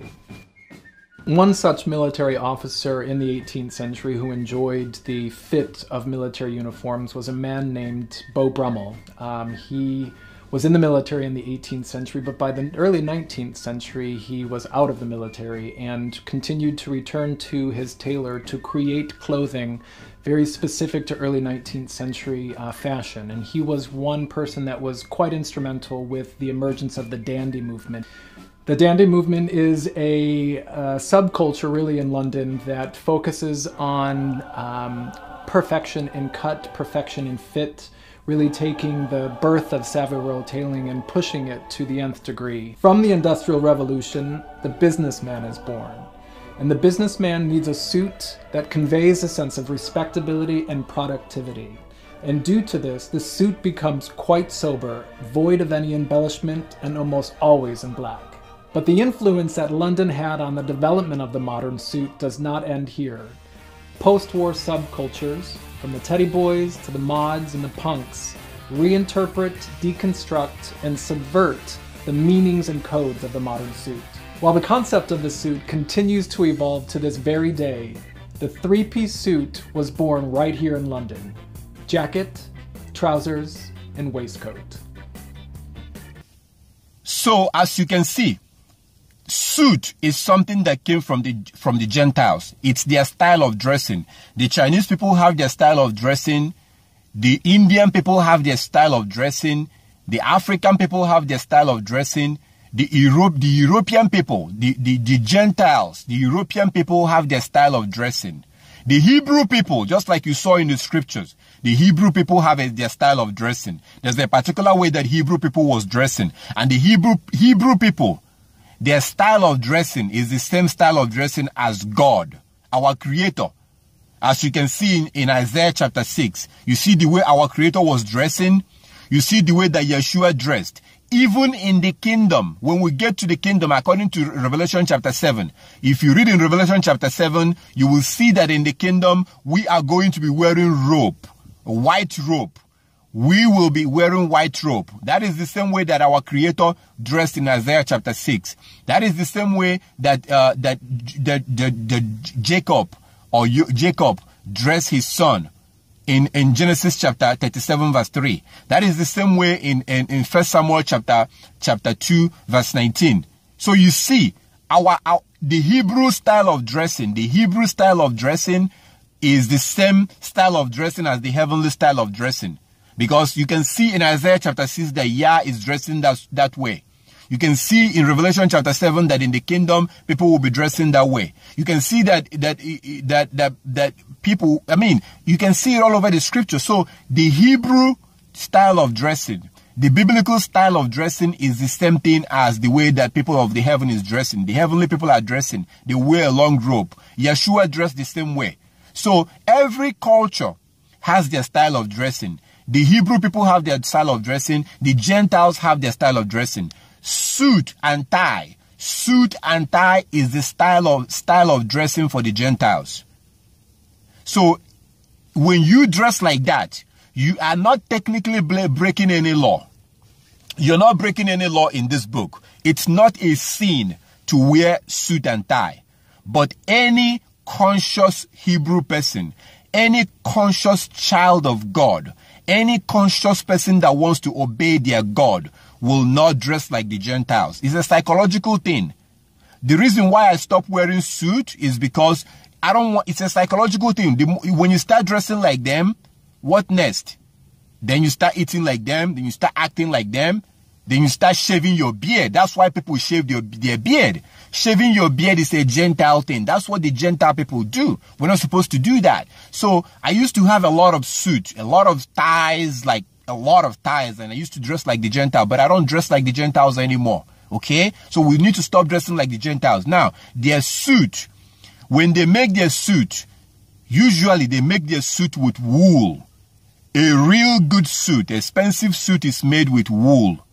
So remember what our Heavenly Father says in Deuteronomy chapter 22. You're not supposed to wear anything that is made of wool and linen mixed together. Wool and linen mixed together. When you wear it, Yah says don't wear it. Most of the suits that are made today is made of wool. And the linen inside sometimes could be plastic. It can be plastic or it can be linen. You never know. You never know if it is or if it's not. So psychologically, we're not supposed to be dressing like the Gentiles. We're not supposed to. Yah made it very clear. Be separate from them. Don't act like them. Don't follow their ways. Suit and tie is a style of clothing that comes from the Gentile. A Hebrew person should not be dressing like that. You can dress, wear other stuff, but don't. When you wear a suit and tie and put that rope in your neck, that thing they call tie, it's a rope. Come on. Imagine people that came from 2,000 years ago seeing you wearing suit and tie, wearing that rope in your neck. They're going to be wondering, why is that guy why does he have a rope in his neck? That's what they're going to think. If somebody from 2,000 years ago see you with your suit and tie, they will think, why does that guy have rope in his neck? Why is he not wearing his beard? Why is he clean shaven? We have to dress like Hebrew people. We have to dress like God. Read Isaiah chapter 6. We have to dress the way, there's a particular way the Hebrew people dressed. And another thing is shoe. Wearing shoe. It's unhealthy to cover your leg with shoe. Wearing shoe that covers your leg, it's unhealthy. I used to wear shoe before. Again, we do these things because we did not know better. We're following the Gentiles. But if you look at this scripture, oh, there's so many scriptures that shows that our people was wearing sandals.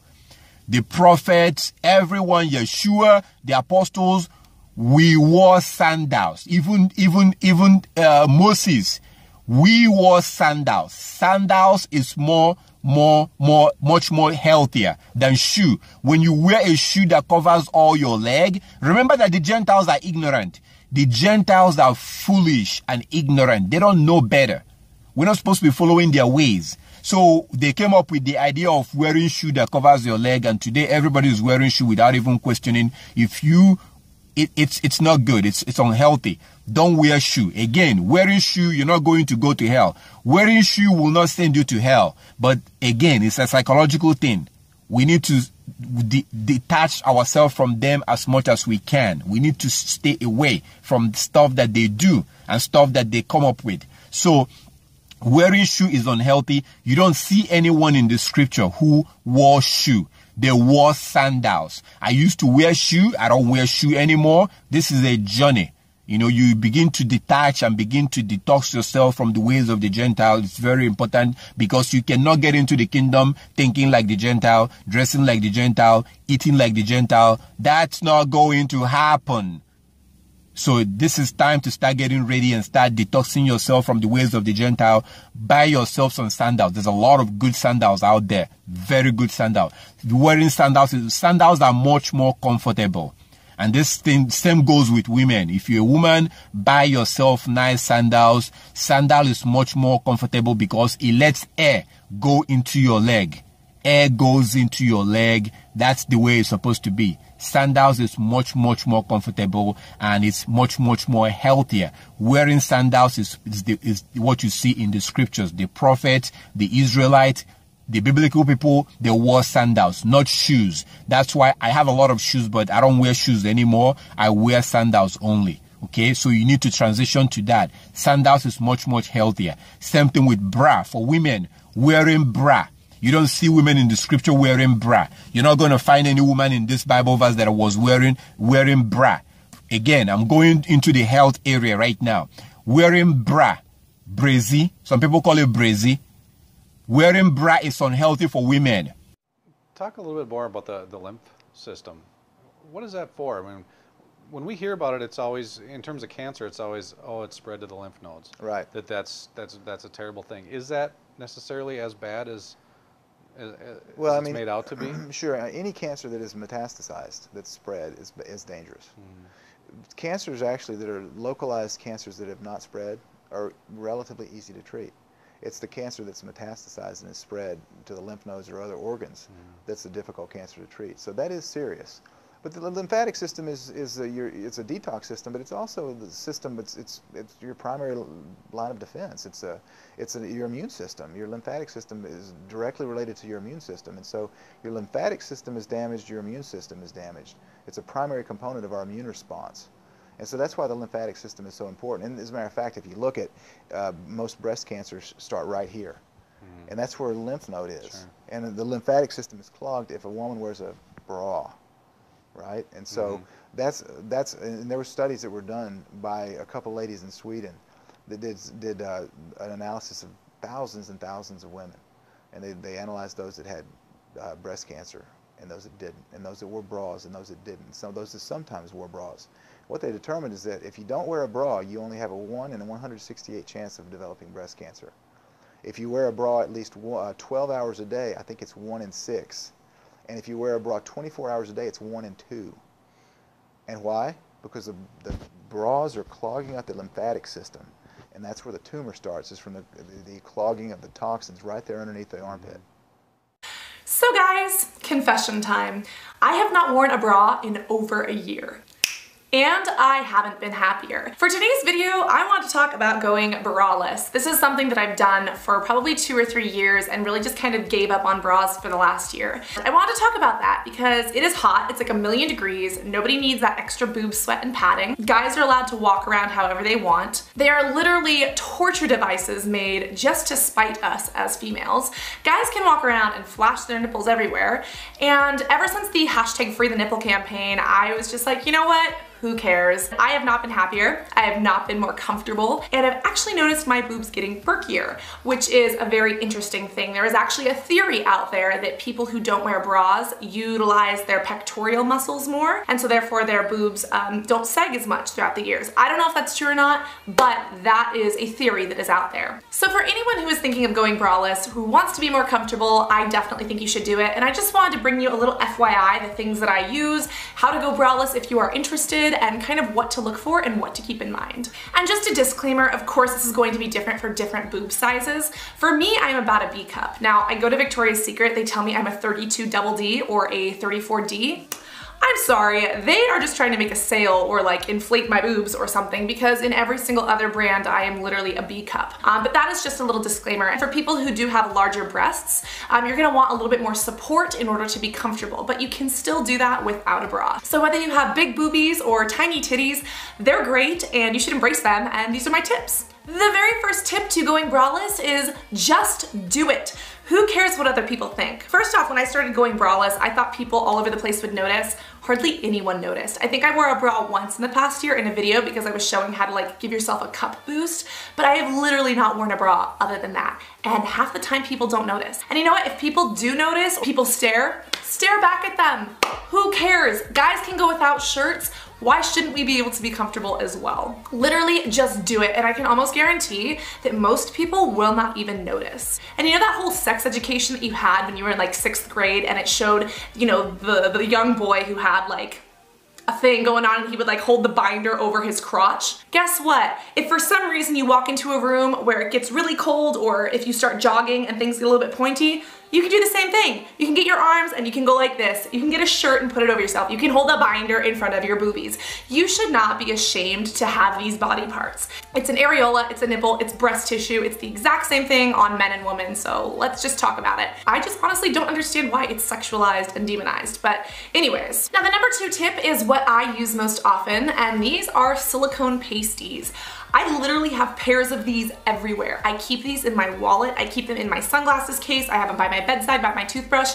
These are literally reusable little silicone nipple pads, and you just throw these over your boobies. And in case you get cold, this stops anything from showing through. You can't see color, you cannot see any pointiness. If you do have larger boobs, they still may shake and sag a little bit, but I swear to God, these are the best things ever. And people are constantly like going through my purse and they're like, what the heck are those? I'm just like, oh, excuse me. Hashtag no shame in this nipple game. It doesn't add anything to it. They are comfortable, and I get these for $2 on Amazon. There are these little things called petals. I really do not like these. I find that they don't stick very well. These are more of like a fibrous material, whereas the silicone ones just really smooth over perfectly, so I would highly recommend these. There are also chicken cutlets. These are chicken cutlets, and these are, again, big silicone boobs. Now the difference with these is that they go on and they kind of like scoop your boobs together, and as you can probably see, they are much thicker than these little ones. I would not personally recommend chicken cutlets. If you have very small breasts and you're looking to enhance them and make them look larger, then you can use these. But honestly, I find these to be uncomfortable. They pull your boobs in together, and they do add a lot of weight. So even though they still cover the nipples, they add so much weight and they cause a lot more bounce. This is like the most awkward video ever. I'm just sitting here touching myself. But literally, these are very uncomfortable, and so I would not recommend them because they do add more bounce and more shake. Another quick tip is Band-Aids. Honestly, Band-Aids have that little area in the middle that can go right over your nipples so it doesn't hurt when you rip it off, and then they stick on. So get some Band-Aids out and go braless, or if you're already going braless and you realize that like all of a sudden the weather's changing and it's getting really cold, you can walk into any store and be like, hey, do you have 2 Band-Aids? I really need some Band-Aids, and just pop them on, and you can hide those little nipples so quickly. Another tip to going braless is wearing something like this or like this. These are woven fabrics. Anything that has texture or that has a thicker material is going to cover things up well. Even if I went running in this, I probably would not show through. You cannot see color, you cannot see anything through these. And you can wear these on their own. You can also throw on like a little cardigan or something like this, and this could be a full outfit. You just button it up here and it's totally fine. No one would ever be able to tell. Now again, if you do have bigger breasts, you might want something that's a little bit tighter just so that you have better support. This is another thing, if you want to wear a shirt like this, go for something in a dark color. Dark colors mask shadows, whereas light colors are generally more see-through. We all have heard of the infamous wet t-shirt contest, and of course you don't want to wear white and have that happen, which is where your pasties come into play. But of course, wearing dark colors will help with that. The tighter a shirt is not necessarily going to conceal the nippage more, but it is going to compress the chest, so therefore there will be less shake and less bounciness. And for those who find it uncomfortable, it's a really good alternative. Of course, I'm sure we have all heard of bralettes. This was literally $5 at Forever 21, and this is very similar to a sports bra, but it literally has no underwire and it is not uncomfortable. So this is a bralette. Again, there is nothing really here that is extra to hide the nipple, but at the same time, it is an extra layer of fabric. And the more layers of fabric you have, especially if you have loose layers of fabric that don't like pull on the nipple, this right here could be perfect support, and then you could wear just something loose over the top. As you can see, this is a regular bra from Forever 21. I saw this on Desi Perkins, and so that's why I bought it, but I honestly don't know if I'm gonna wear it because I haven't worn bras in so long. But as you can see, this has that underwire. And so that underwire does provide support, but that's also what makes things so uncomfortable. And underwire can actually cause circulation in the boobs to be cut off, which can lead to boob issues, development issues, breast cysts, etc. So instead of going for something with underwire, if you are big-breasted or you feel like you need something, wearing a bralette is perfect. I love to wear bralettes underneath just sheer shirts. It's easy, it's breezy, it's beautiful, it's CoverGirl. No, it's easy and it's breezy, and it keeps you cool when the weather decides to be 107 degrees. This last tip is again for the boob shakeage for those who may have a little bit bigger breasts. The best thing that you could do is get a bralette that is a halter. Halter tops are going to give you more support than just like a regular tank top kind of bralette or a tube top bralette. If you do have larger boobs, a halter top will be much more comfortable. So those are my tips for going braless. That is how I do it. Confession, haven't worn a bra in a year. Makes me more comfortable. Hopefully it's working out my muscles so my boobs don't get saggy when I'm older. Keeps me cooler because it is 1,000,000 degrees outside. So guys, I hope that you enjoyed this video. Thank you for getting personal with me. And if you guys have questions, feel free to post them in the comments. But I love you guys. Thank you for listening, and I hope that these tips help you. Wearing bra is unhealthy for women. It's unhealthy because it's tight and everything. And we do these foolish things because everyone else is doing it. It's amazing, you know, when you begin to learn the truth and see how foolish these things were. Stop wearing bra. Again, you're not going to go to hell for wearing bra, but psychologically, you need to start detoxing your way from the ways of the Gentile. Psychologically, be more comfortable. Wear other stuff, dress moderately, and wear other stuff that will make you feel much more comfortable, that is much, much healthier. That's why you see the Gentiles, they die a lot. They die of all these diseases and stuff because of crap and stuff that they're eating and things like that. And that's why we are dying a lot, because we're following their ways. So don't wear a bra, you know, find another way to protect, you know, to carry your breast and stuff like that, you know, figure out another alternative. Look online and find out other alternatives to bra. Look for other alternatives to bra, just like sandals is an alternative to shoe. Biblically, we wore sandals. So this is very, very important. I can go on and on different other topics, but this is very important. This is for your own good. Yah gives us his law for our own good. For our own good. So in conclusion, we have seen that we have to put tassels. According to the scriptures, according to Numbers chapter 15, verse 37 to verse 41, and Deuteronomy chapter 22, verse 12, we are supposed to put tassels in the four corners of our garment. If you are a Hebrew person, if you want to obey your Creator, if you want to obey your God, you must put tassels in the four corners of your garment. And this is not just for the men, this is for men, and this is for women, this is for children, this is for all Israel, all Hebrew people, all the people that wants to do the will of God, anybody that claims that they love God. You must put tassels in the four corners of your garment, just like Christ or Yeshua wore tassel in the four corners of his garment, according to Matthew chapter 14, verse 34 to verse 36, and Luke chapter 8, verse 43. you will see that he was wearing tassel. Verse 43 to verse 44, you will see that he was wearing tassel in the four corners of his garment.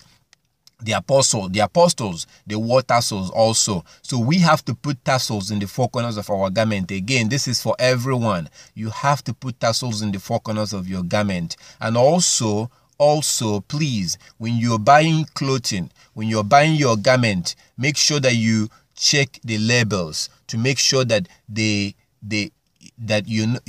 clothes you're buying does not have wool and linen mixed together, meaning that the material they used to make it is not wool and linen mixed together, because most of our clothes that we're wearing is made by the Gentiles. The Gentiles are the ones that make our clothes, and they are foolish, they are ignorant, so they don't really care about what the Bible says. We should make sure that we check your clothes, check all your clothes to make sure that if you look in the label, if it says 50% or 20% wool and linen, if it's wool and linen in the same material, it's not good. Don't wear it. You can wear 100% cotton, 100% polyester and cotton, or wool and polyester. Polyester is a synthetic material. It's a man-made material. It's a synthetic material. So that's okay. That's fine. There's no problem. Our Heavenly Father was very specific in Deuteronomy chapter 22 verse 11 that we should not wear any thing that is made of wool and linen mixed together. Please don't wear it. Look at the labels of your clothes. Remember what he says in Leviticus chapter 20 verse 26. He says, "Be ye holy, for I am holy, and I have separated you from among the people." And we have to be holy. We have to dress differently. And we have to, his law applies to everyone. Whether you are an Israelite or you are non-Israelite, it doesn't matter. Everybody is required to keep the law. The requirement for coming into the kingdom is keeping the law. So you have to look at the labels of your garment to make sure that your clothes are not wool and linen mixed together. Another one is about wearing trousers for women. If you're a woman, according to the scriptures, this is very important, because remember what our Heavenly Father said in Zephaniah chapter 1 verse 8. In Zephaniah chapter 1 verse 8, he says that he will punish those that wear strange apparel. Those that wear strange apparel, that he will punish them. So our Heavenly Father cares about the things that we wear. He cares about the things that we wear. That's why this is very important. That's why this information is very important. You have to look at, he doesn't want us to dress like the world.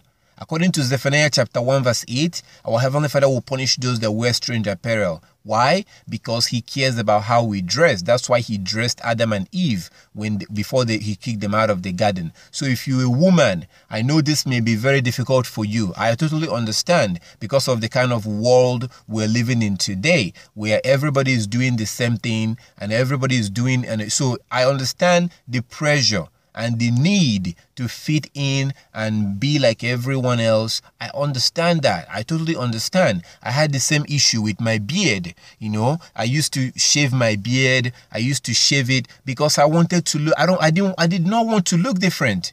You see, our Heavenly Father wants us to be different from the world, but we naturally don't want to be different from the world because we don't want to be laughed at. We don't want to be mocked. We don't want to be considered to be crazy. But our Heavenly Father wants us to be different. And in order to be different from the world will mock you. The world will laugh at you. That's exactly what they did to our Savior. Read John chapter 7. That's exactly what they did to our Savior Christ. So we have to be different. I understand the pressure to fit in. To wear jeans and wear short skirt and expose your vagina, that's really why women are dressing like prostitutes, because they're trying to get attention from men. And there's a spirit of prostitution that have come over the women. You should, I pray and I hope that spirit of prostitution will not come upon you. No matter how pressured you are from the world to dress like the world, you cannot. Wearing trousers, wearing pants is not something, it's not biblical. Most women don't even know the history of women wearing trousers. Before, women was not wearing trousers. Up until about 1800s, women was not wearing trousers. It used to be that women in the military, women in the police force used to wear skirt. Women wore skirt and they have no problem with that. It was actually in the 1800s that this woman, her name was Amelia Bloomer. Most people don't even know this history. This woman was a feminist. She was a feminist, and she was the one that began to promote women trouser. She was the one. She lived in the 1800, in the year 1800, and she lived in New York. She was the one that began to promote women wearing trousers, because she was a feminist. She was an open feminist, and she wanted men and women to be the same and have the same right and be equal. So part of the way for her to psychologically do this is to start pushing. So they began to push the agenda for women to start wearing trousers. That was actually the history. Please study it yourself. Google her name, Amelia Bloomer. She was the pioneer. She was the one that began to push this for women to start wearing trousers. She was part of the women. There were many of them that was pushing it, but she was the one that began to push it. And then from there was a company in London. There was a company in London that saw that there's a huge business, because before, remember that women was not wearing trousers. Women was wearing skirts and dresses. But this company, after Amelia Bloomer began to push it, this company began in London. There was a company in London that was making clothes. They began to make women what they called. They were the one that called the women pants and women trouser, and then they began to push it. They began to market it. Today, most women are wearing trousers, dressing like prostitutes without even knowing the history, without even knowing where it came from. So these are things that, you know, we're not supposed to be following these things, because most of these things was invented and was put together by the Gentiles, by the heathens. We're not supposed to be following that, you know. So please, that's the history of wearing trousers. It came from the Gentiles. Most women are wearing trousers today without even knowing the history. That it was something that was started in the 1800s by Amelia Bloomer from New York. This is an issue because our Heavenly Father says in Exodus chapter 28 verse 40 to verse 43, he said that in verse 42, he said that trousers, linen breeches, the word breeches is the same as trouser. Breeches and trouser is the same thing. Please look it up yourself. So our Heavenly Father said that breeches or trousers is for the men, for the sons of Aaron. That's, you know, so trouser, the people in the scripture was wearing trouser. People will tell you today that back then everybody was wearing skirt. No, the men wore a robe. The men wore robe, but they wear trouser under. You know, they wear trouser under it, and we can see this from the scriptures. So according to Exodus chapter 28 verse 42, trouser is for men. Also, Leviticus chapter 6 verse 10. Leviticus chapter 6 verse 10 shows that trouser is for men. If you are a woman, because of Deuteronomy chapter 22 verse 5, that's the reason why you should stop wearing trouser. Wear a skirt. Wear a skirt. When I began to keep the laws and the commandment, I had to make some changes. I had to make changes in how I eat, how I talk, how I behave. You have to make changes. You can't be acting like the world, and no, it doesn't work like that. Our Heavenly Father wants us to be separate. So please go and get yourself some skirts. Start wearing skirt. At first, it's going to be a little bit tough. It's going to be a little bit difficult. It's okay. Eventually, you will get used to it. We have to come out of the world. Stop wearing trousers and start wearing skirt and dress moderately. Our Heavenly Father says you should not cause your daughter to be a prostitute. This is not just for you. This is not just about you. You have to also make sure that your daughter, your sister, your little girl, you make sure that they don't dress like prostitutes, because it's your responsibility. So it's not just you, dressing moderately. You have to also make sure that your daughter dresses moderately. You have to make sure that, however you train them is the way they will grow. If they see you dressing moderately, they will want to dress moderately. If they see you dressing like a prostitute and wearing stuff like this, they will also want to dress like this.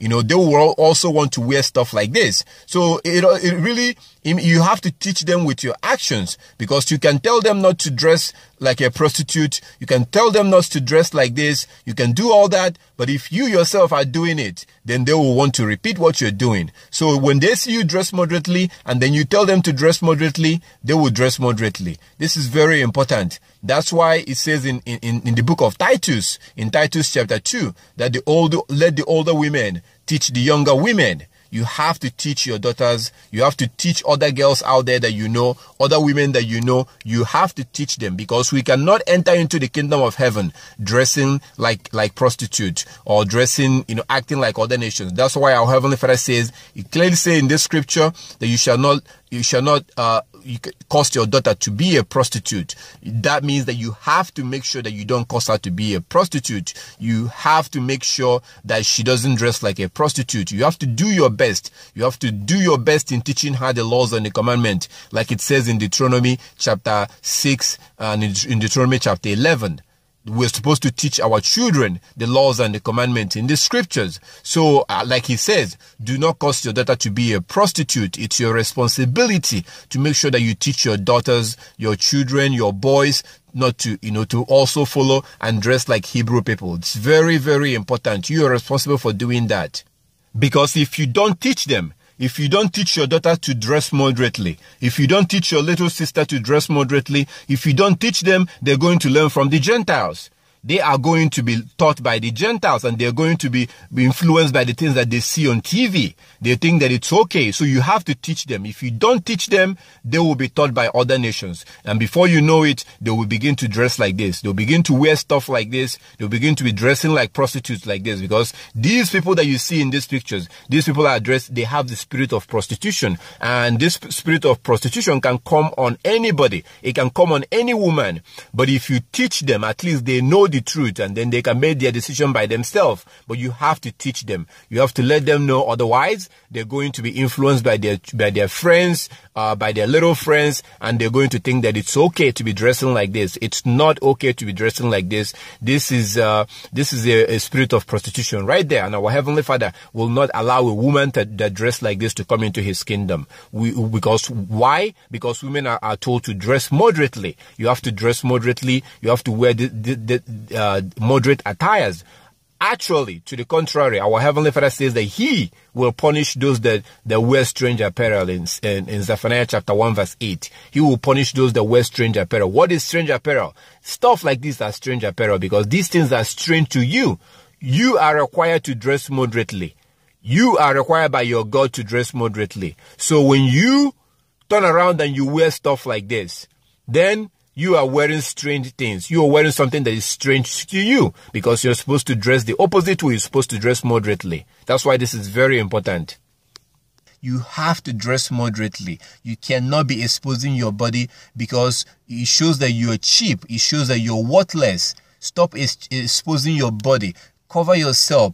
I'm telling you, as a man, most men, almost all men, respect women that dress moderately. You have to dress moderately.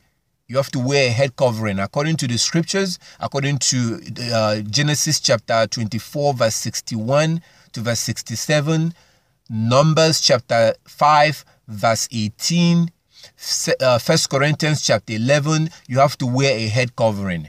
And that head covering, actually, that head covering is exactly the same way you see the Muslim women. You see, when you see the Muslim women, Muslim women are dressing like that because of the Bible. That thing is not because of they read it in the Quran. When you see a Muslim woman with a veil, that veil that they wear is exactly the veil that Paul was talking about in 1 Corinthians chapter 11. That's the veil that you see Rebecca wore in Genesis chapter 24. That's the veil you see you see in Numbers chapter 5 verse 18. So a woman is supposed to wear a veil. You're supposed to have a head covering. Please, I encourage you to start doing that, because again, we have to be different. We have to be different. And if we want to make it into this race and make it into the kingdom of heaven, we have to keep these laws. Again, another one is makeup. Makeup, wearing makeup. Makeup is not biblical. Makeup is not biblical. If you read the book of Enoch, chapter 7 to chapter 10, the book of Enoch, chapter 7 to verse 10, you will see how the fallen angels, they came and they taught women how to, alter their face and put stuff in their face, and that's how it all started. And our Heavenly Father condemned it in the book of Enoch, chapter 9 and chapter 10. So if you read chapter 7, chapter 8, you see how the fallen angels came down and they taught men how to make weapons of war, and they taught women how to, put stuff in their eyes and so makeup is not biblical. You will also see that in the Bible, makeup is associated to prostitute. It's associated to prostitution. They are the ones that make up their face to impress men or to attract men. So when you look at Second Kings chapter 9 verse 30. 2 Kings chapter 9 verse 30. You will see that Jezebel, when there was a powerful man, a man that was coming into the city, and Jezebel wanted to seduce that man. What did she do? She ran into the house and applied makeup to her face. This is 2 Kings chapter 9 verse 30.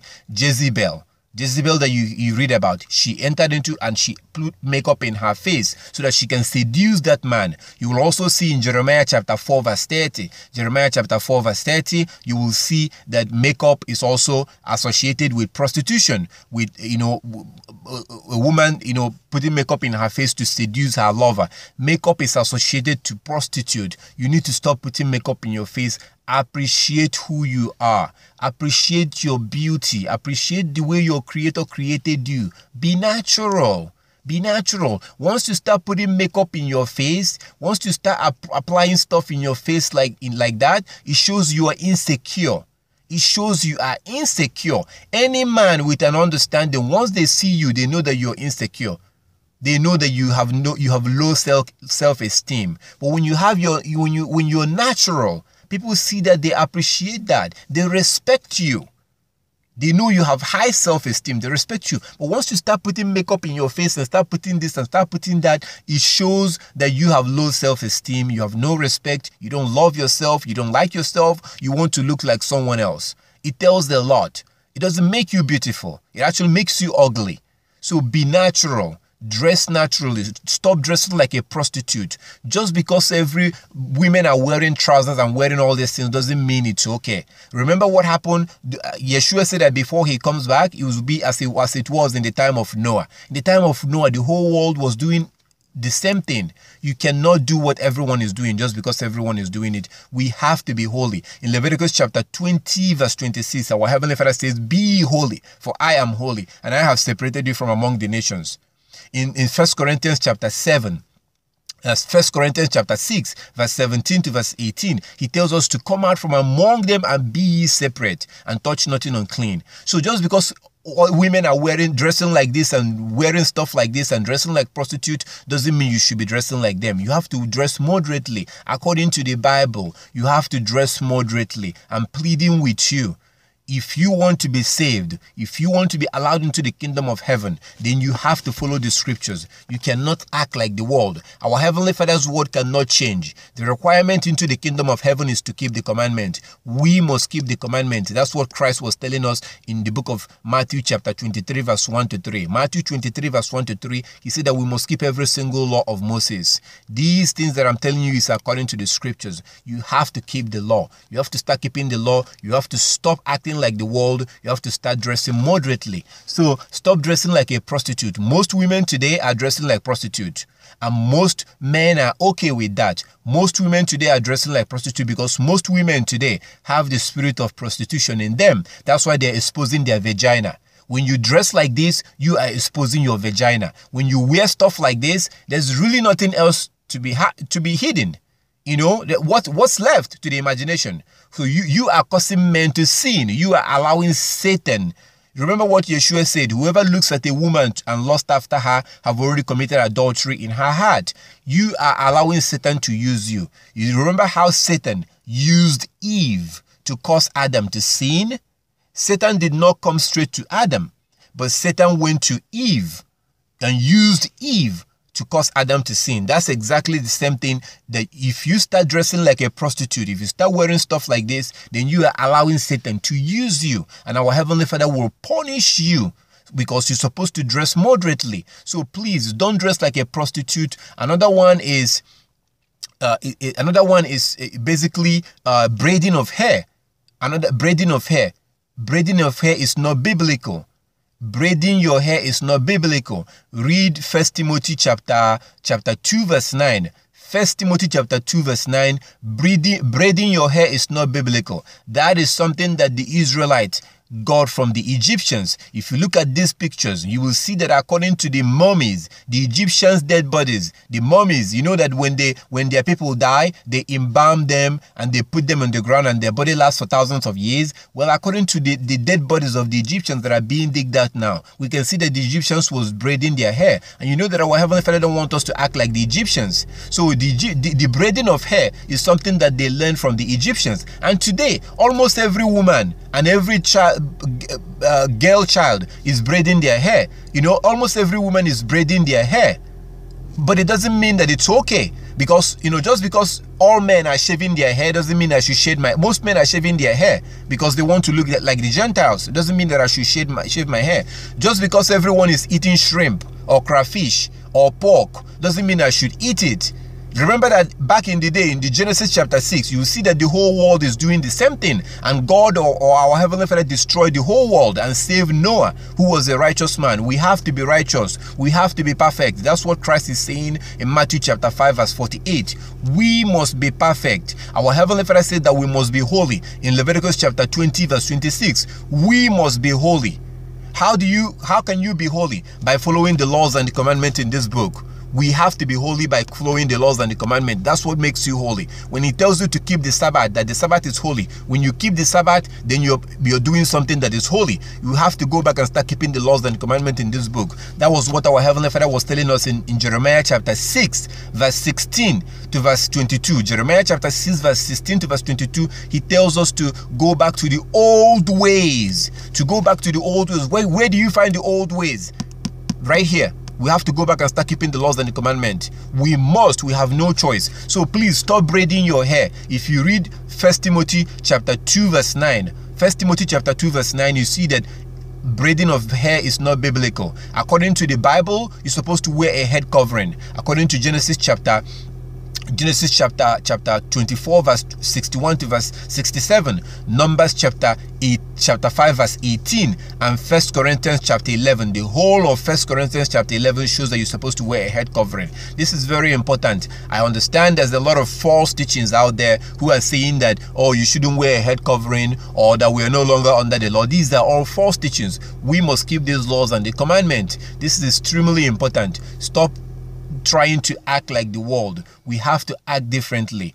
Stop braiding your hair, stop applying makeup on, and make sure that you're wearing tassels in the four corners of your garment. And if you are a man, please stop shaving your beard. If you are a man, stop shaving your beard. According to Leviticus chapter 19 verse 27, Leviticus 19:27 says that you should not destroy the edges of your beard. You should not destroy the edges of your beard when you're clean shaven. When you shave off all your beard, when you shave everything off, then you're destroying the edges of your beard. We should not do that. According to Leviticus chapter 19:27, if you're clean shaven, that's unnatural. There's a reason why your God, your creator, gave you a beard. When you shave off your beard, you're saying that your creator is stupid. You're saying that your creator had no idea what he was doing. You're saying that he made a mistake. You have to keep your beard if you are a man. Grow your beard. You don't have to have it, drag on the ground. You don't have to have it be a long beard, but you can trim it, but you cannot shave everything off. You have to keep your beard as a man. You stop shaving your beard. Our Heavenly Father makes it very clear that he will punish those that destroy the edges of their beard. This is found in Jeremiah chapter 9. Jeremiah chapter 9 verse 25 and 26. But they removed it in most translations. So you're not going to find it in most Bible translations because they removed it. In some Bible translations you will find it, but in King James and other translations they removed that thread. Our Heavenly Father says in Jeremiah chapter 9 verse 25 and 26, that he will punish those that destroy the edges of their beard, because in Leviticus 19:27 he tells us not to destroy the edges of our beard. So please stop destroying the edges of your beard. You need to stop destroying the edges of your beard. You need to stop shaving off your beard. That's not biblical. If you want to serve your God, if you want to obey God, you have to grow your beard. Look natural. Have your beard and stop acting and trying to be like other people. You need to have a beard. Stop shaving your beard if you are a man. Another one is tattoo. We can have a tattoo. You cannot have a tattoo. According to Leviticus chapter 19 verse 28, you cannot have a tattoo. If you already have a tattoo, try to remove it. And you know that removing a tattoo is very difficult. Removing a tattoo is extremely difficult. We cannot apply tattoo. Our Heavenly Father tells us not to put markings in our body. We should not do that. So please do not accept tattoo. If you already have one, try your best to remove it. But it's very expensive and it's very difficult to remove. If you have not received one, do not apply tattoo in your body. That is not biblical. Our Heavenly Father will punish you if you do so. You will not be saved. He doesn't want us to dress like the Gentiles or act like the Gentiles. He doesn't want us to do that. We have to act differently. We have to dress differently. And he said in Zephaniah chapter 1 verse 8 that he will punish those that wear strange apparel. Don't apply tattoo to your body. It's not biblical. When you look at the Muslims today, when you look at the Arab people, like people from Saudi Arabia, you see that they wear a long robe. They wear a long robe and they wear a turban and they cover their hair. They wear a long robe. It's not just a Muslim thing. That's exactly the way Hebrew people used to dress. The Hebrews used to wear a long robe. They wear a long robe, and you see that according to Genesis chapter 37 verse 3. Genesis chapter 37 verse 3, 1 Samuel chapter 2 verse 18 and verse 19. Genesis 37 verse 3. Genesis 37 verse 3. And then in 1 Samuel chapter 2 verse 18, you will see that the Hebrew people, they were wearing robe. And many other places in the scriptures, many other places, the Hebrew people they wear long robe. They wore a long robe. And that's the way you see Muslims dress today. That's the way the Hebrew people used to dress. That's the way we wear a long robe. Today, we're no longer dressing like that, because most of the things we're doing today is we're following the Gentiles. We're following the European people. That's the reason why we're no longer dressing the way we're supposed to dress. There are some people who are still dressing that way. Like if you go to the so-called Nigeria, if you go among the Igbo people in Western Africa, in the place known today as Nigeria, those Igbo people there, they are the Hebrew people.